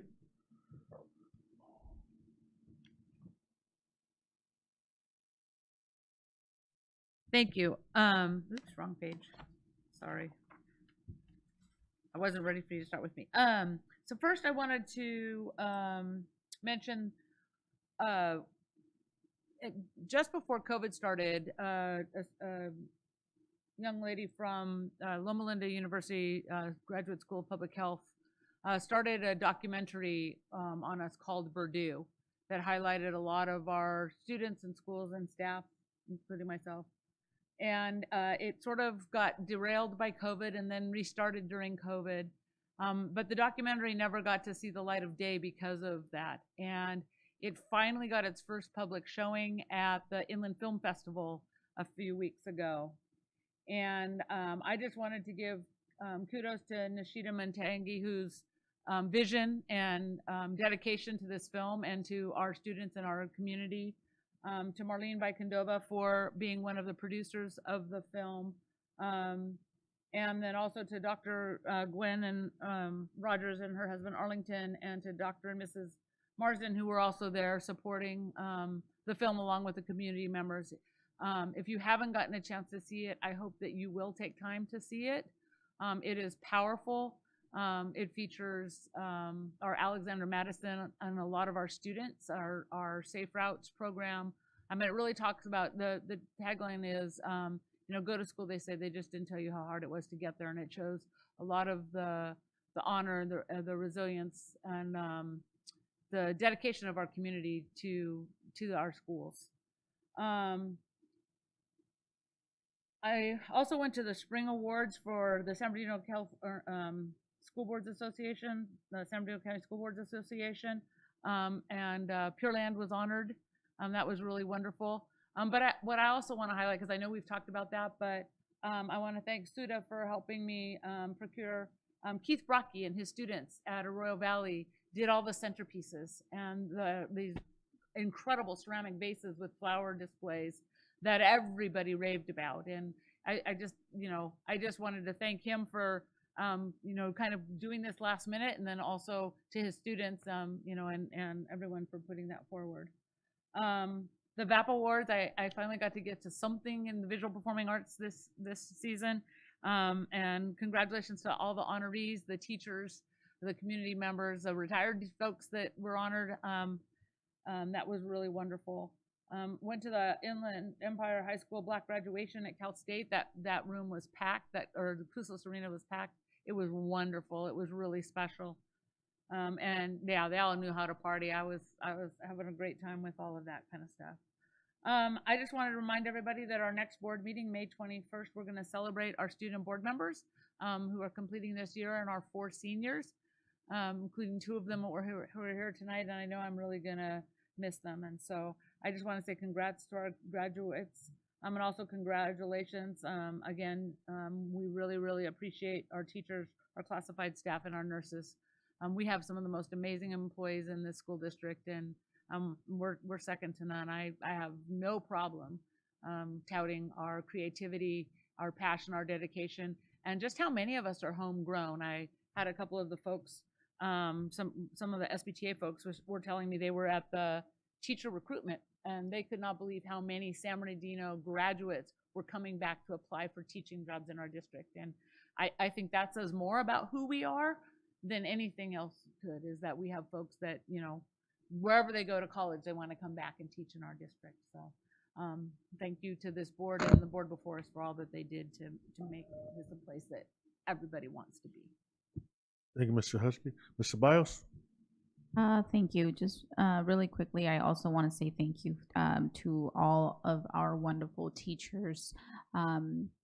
Really, it is a lot that they do and a lot that we ask for. And again, you know, I myself personally never knew or really appreciated the work that teachers do until I kind of entered education. And so, you know, a whole new just level of admiration for the work that they do, really. So thank you to all, you know, teachers, but especially the ones in our district. Also, thank you to our nurses as well, as again, they are, you know, typically the first line of defense when it comes to a lot of issues our students face. I also want to say congratulations. I know there's a lot of events coming up, and it's hard to keep up with. I will be attending a few coming up this month, in the next couple of weeks, but I did want to say congratulations to Dr. Scott Wyatt and Tex Acosta, as well as Ray Culberson, for their recognition awards, I believe yesterday or sometime earlier this week. Yesterday.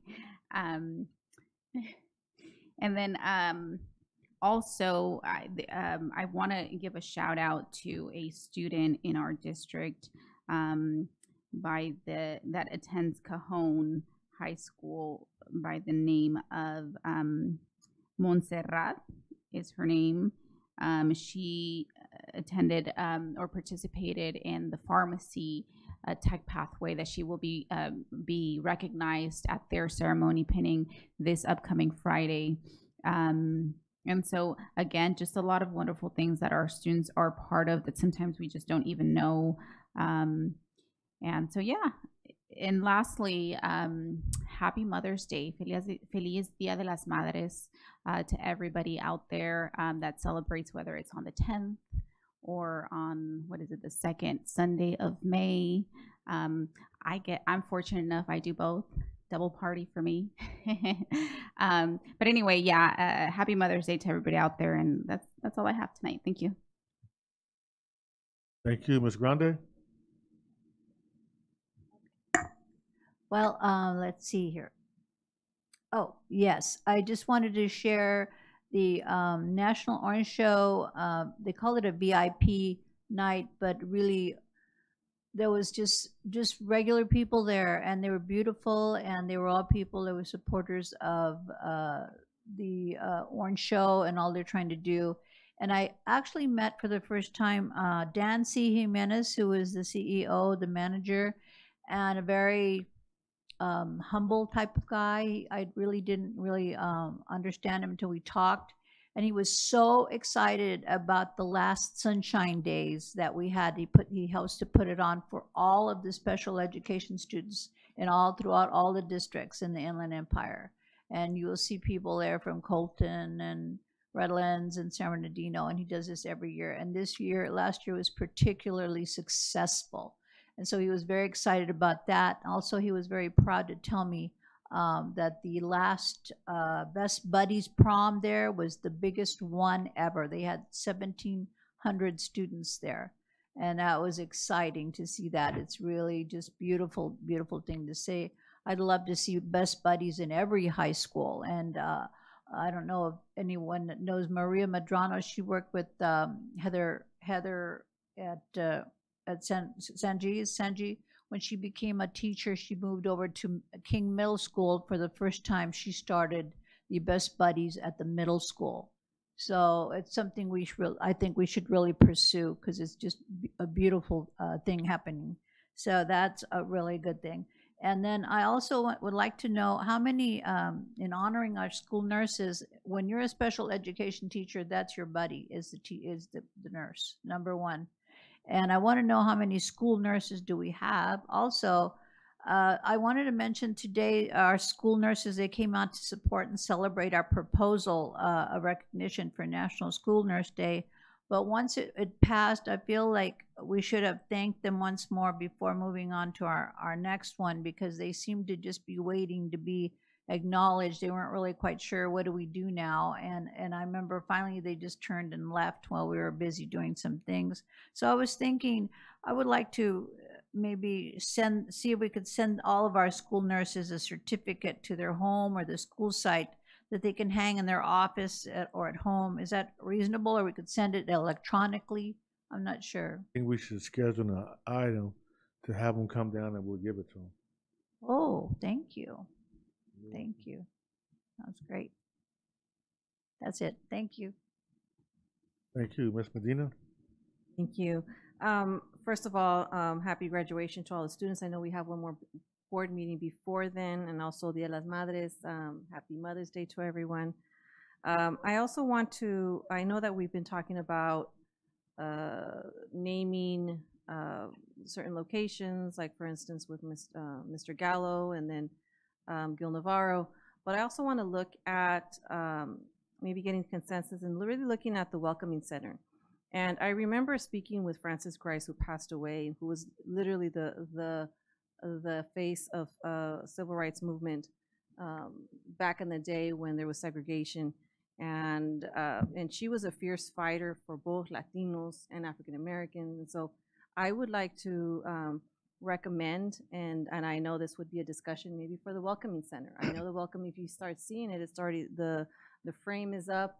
And I would really love to have a conversation of how we can, maybe there's other recommendations, but I know for myself, she really was a community organizer and spoke with families, organized parents in the civil rights movement. And when you see different individuals, she was in action. She was taking action. The stories that I would hear from her before she passed, she just didn't stand by the sidelines. She was in the action. And so I would definitely would recommend and hopefully suggest that she be named as the Welcoming Center. But I would like to have it maybe agendized as future conversation to see if that's a possibility and if there's another name that's recommended, but definitely I would support her as that. Yeah, and so we'll agendize that for a later meeting. You know, a lot of people know this, but it's because of Francis and the other mothers that the district was under court order to desegregate because they sued the school district. And once the order came down and they started desegregation, 2 of the board members got recalled. The first African American board member, who was the guy that has a church, Woods. So Reginald Woods' dad was the first African American board member, but he actually got recalled because of the busing, because of the uproar. Yeah, but Francis Grice is the one that led the charge. Both African American, Latinos too. Right. She had a huge amount of support from Latinos, and so yeah. Next will be Dr. Wyatt. Thank you, Mr. President. Great to see everyone tonight, even if on video. I have to echo what a number of our colleagues have said this evening and just say thank you to all of our teachers and wonderful nurses out there. Next thing I wanted to talk about, and a lot of us were there as well, is the Jaden Daniels draft party at Cajon High School, or should I say celebration. As most of us and all of us pretty much know, he was drafted second overall pick for the Washington Redskins. So go Jaden and his family and the Redskins. Had a really nice evening at the Untouchables Foundation Gala with Miss Marianne Grande as well. So that was a wonderful evening, and thank you for the district sponsoring them.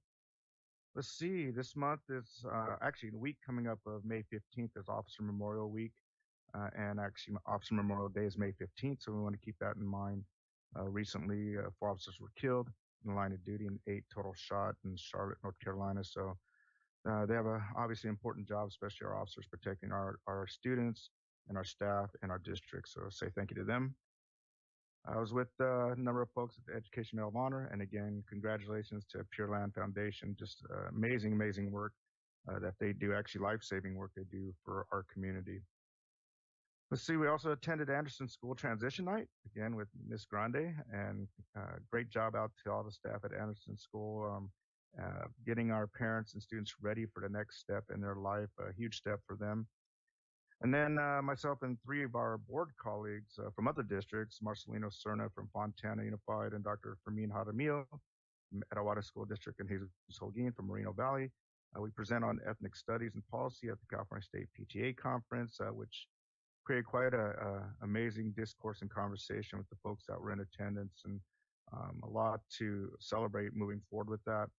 And I got to thank Dr. Vanna Katesson as well for all of the information she provided me with, so I could be very well informed for that presentation. And again, sounds like San Diego City Unified School District is doing an amazing job working with ethnic studies and taking it to the next level. As we announced last month, this month is Asian Pacific Islander Month, and it was important to bring that up. We had our Island grad ceremony recently, and I was fortunate to attend that.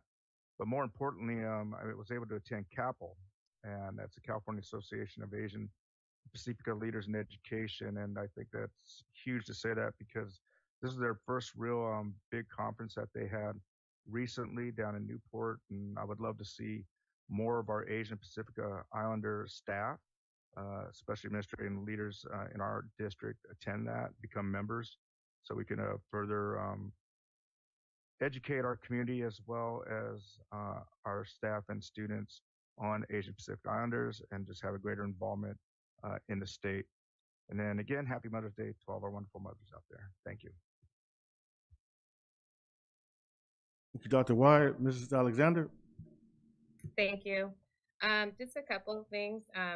Happy Teacher Appreciation Week to all the teachers. Happy Nurse Week.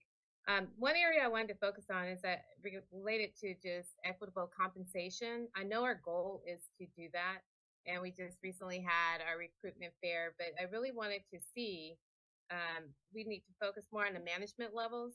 So I would like to request a report that compares our management salaries to surrounding districts or like-minded districts like ours, so urban districts, similar to San Bernardino City Unified School District.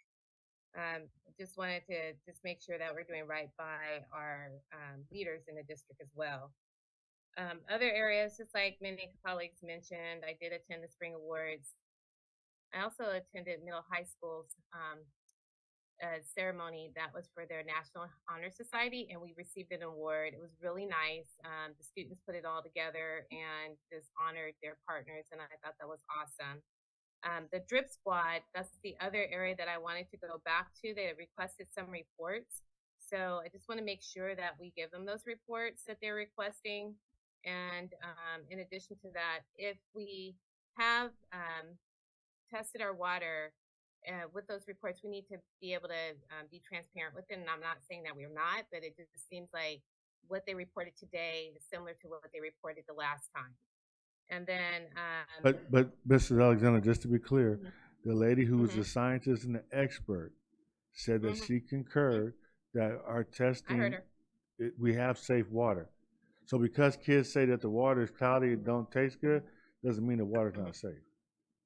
Exactly. But it's like in anything, right? So whatever our data is, we need to share it. And I get what she said, but at the end of the day, somehow with our reports and what we're sharing with them, we need to be able to dispel what they're coming back to our board meeting sharing, or at least educate them on what we're doing and what our water is about our water. There seems to be a disconnect of some sort, and it could be just with the reports. I understand what she said, but Ms. Darcel did say they requested reports and we didn't give them to them. And then lastly, I wanted to highlight Terry Washington for his 3 gold medals for boxing.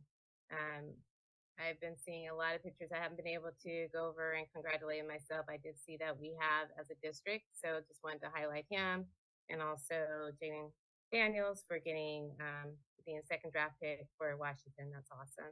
And then Dr. Wyatt, congratulations on your award, as well as Ray Culverson and Tex Acosta. And that's it. Thank you. Thank you very much. I do want to clarify, though, that we have tested our water extensively. I only know this because over the last 3 years, it was a big deal. So we made sure that every site was tested.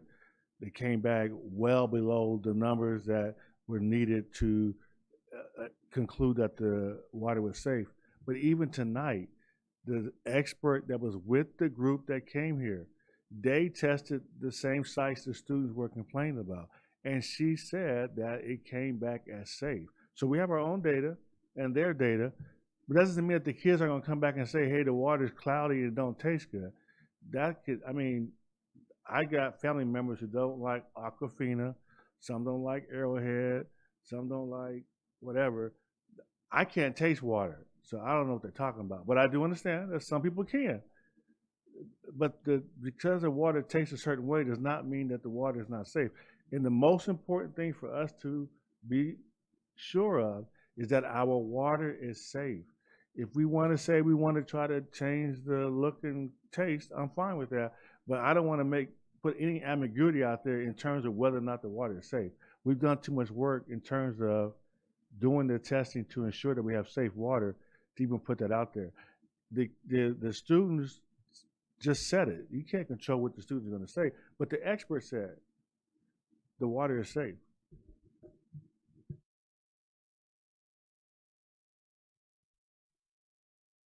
And that leads to me. And I also want to thank the teachers and the nurses for their great work. You know, we're one of the few districts that kept nurses and added nurses. There was a time during a tough budget crisis that we had the option to get rid of nurses and we didn't do it. And it ended up being the right decision because then we found other ways of funding the nurses, but they play a huge role for the safety of our students. And this board had the vision to say nurses are too important to not have them in the district. And so we led the charge to keep them. So I'm proud that we did. And I'd like to look for consensus to agendize a sponsorship for the Swans debutante ball. And so I want to have it agendized to ask for the sponsorship. I got consensus. Yeah, All yeah, right. I would support that. And our own Ms. Scott is going to be one of the debutantes also. That brings us to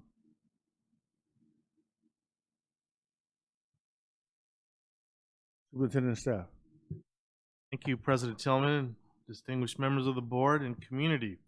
I always like to close out the meeting, so to speak, with sharing good news about the district and where our students and our staff are shining. So I want to begin by echoing Pure Lamb Foundation that was recognized with the Medal of Honor Award, and for the 50,000 families that they have fed across our district. What a huge impact they have on our district. Next slide. And then as mentioned, Texacosta and Scott Wyatt were recognized last night, AXA Region 12 for their outstanding leadership. We'll throw in Ray Culberson because he's an SBCUSD homie. He got recognized too, so congratulations to Scott. I know you're listening, so good job. I know Margaret Hill would be very proud of you, sir. Next slide.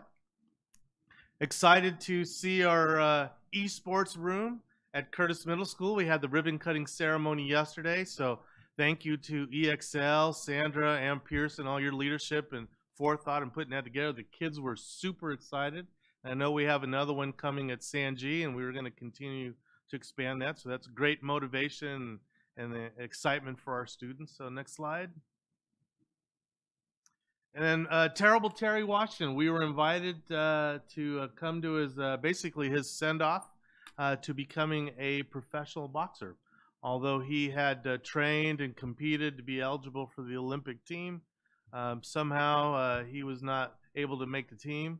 But of course, he's so great at what he does, he's moving on into the pro ranks. So Dr. Rodriguez and I were there to cheer him on, and Mary Rowan. So we're excited for Terrible Terry and everything that he's going to accomplish. Next slide. And I want to recognize Lynn Massey. She was recognized as Nurse of the Year by the Inland Empire's School Nurse Organization.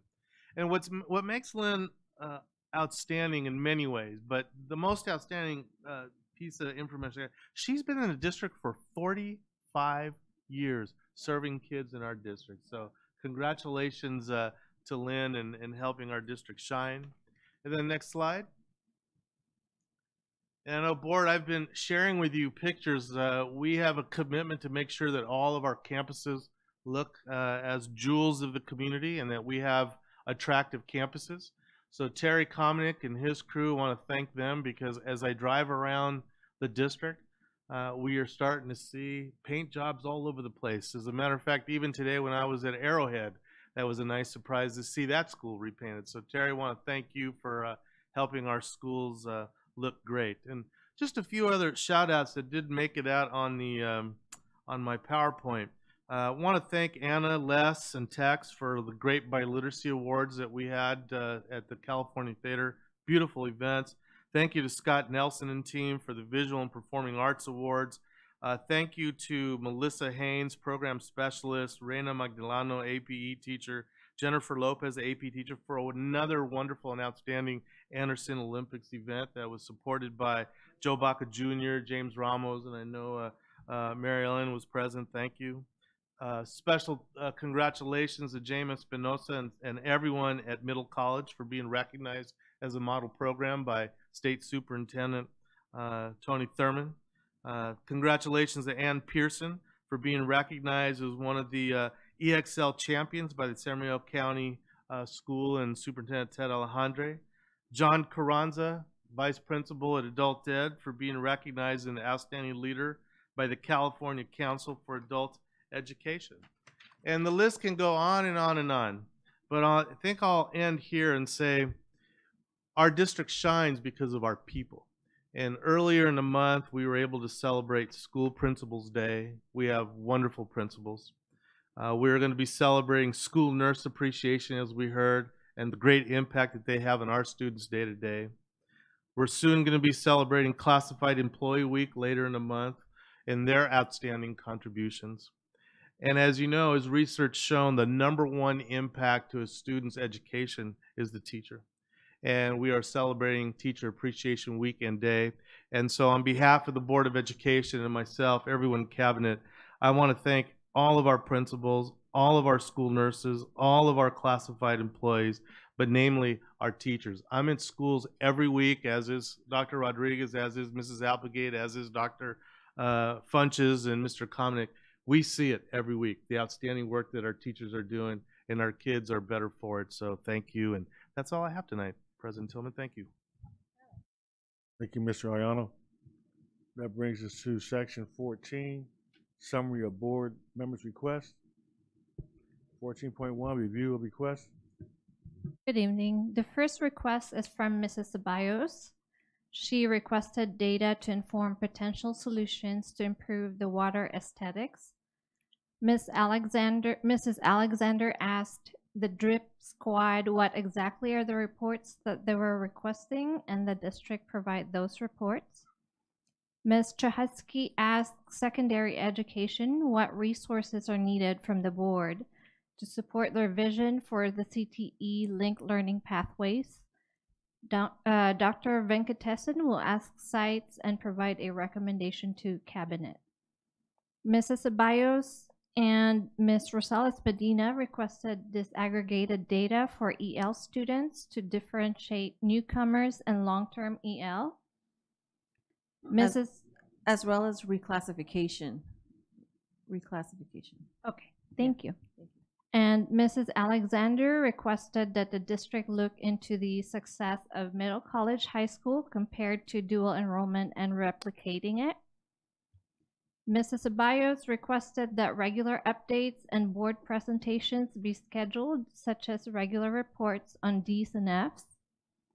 President Tillman requested for the superintendent to look at spaces, possibly at Anderson, Carmack, or the WA building for Mr. Gil Navarro. Mrs. Grande requested to know how many school nurses do we have.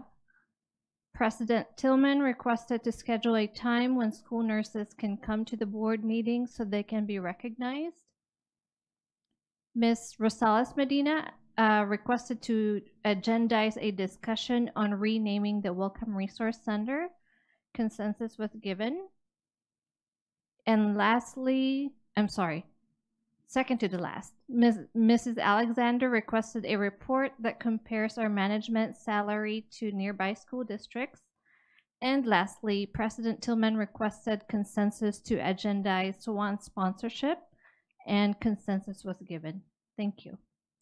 Just really quickly, when I asked for the reports, the section that you have on there where I request like regular board meeting report updates, I also included that any reports that include CAS information or CAS data be desegregated by secondary and elementary EL CASP results.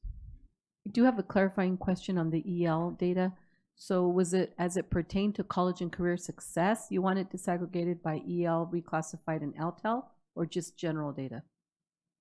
So for me, for this presentation in particular, yes, it was separation between newcomers and longstanding EL learners. But then at that same time, I made the comment and the request for regular reports. In those reports, I would like to see the data desegregated, specifically on the CAS for elementary and secondary, as well as that reclassification data. Reclassification before, it would be separate from the EL students. So it would be a line item, just reclassification, just to see those, and it would be then separate would be the EL students, which included both the EL students and long-term, long-term. So yes. Does that make sense? No. Yes, the English learners as defined by the states are usually not the newcomers or the reclassified. But you want that data as it pertains to the college and career presentation? Okay. Classification was, from what I remember, maybe I'm wrong, it was a reclassification was separate. Like for instance, you Latino, African American, then you had reclassification, reclassified, and then separate from that, it was EL students. That's correct. But within the EL students, there was the long-term English learners and EL students in that one section. Yes. So that's what you're looking for as it pertains to college and career. Because we will do it anyway for the CASP and all that data, we will disaggregate. But in this particular case, you want it as it pertains to college and career. Okay, thank you. Also, I think Ms. Rojo had a request around the middle college and the dual enrollment. She talked about like the challenges of the day at the comprehensive high school, and then was asking about the plans for middle college. I think she said something like you're ahead of the curve or something, but didn't. Yeah, an expansion and what she wanted an update or a.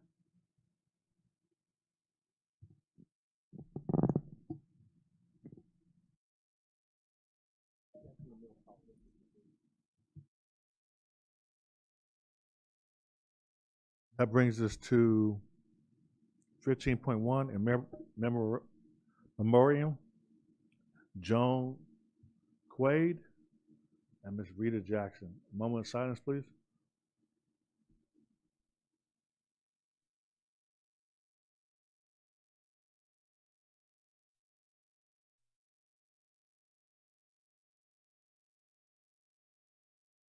Very much. Entertain a motion to adjourn. So moved. Moved and second. Vote. Meeting adjourned.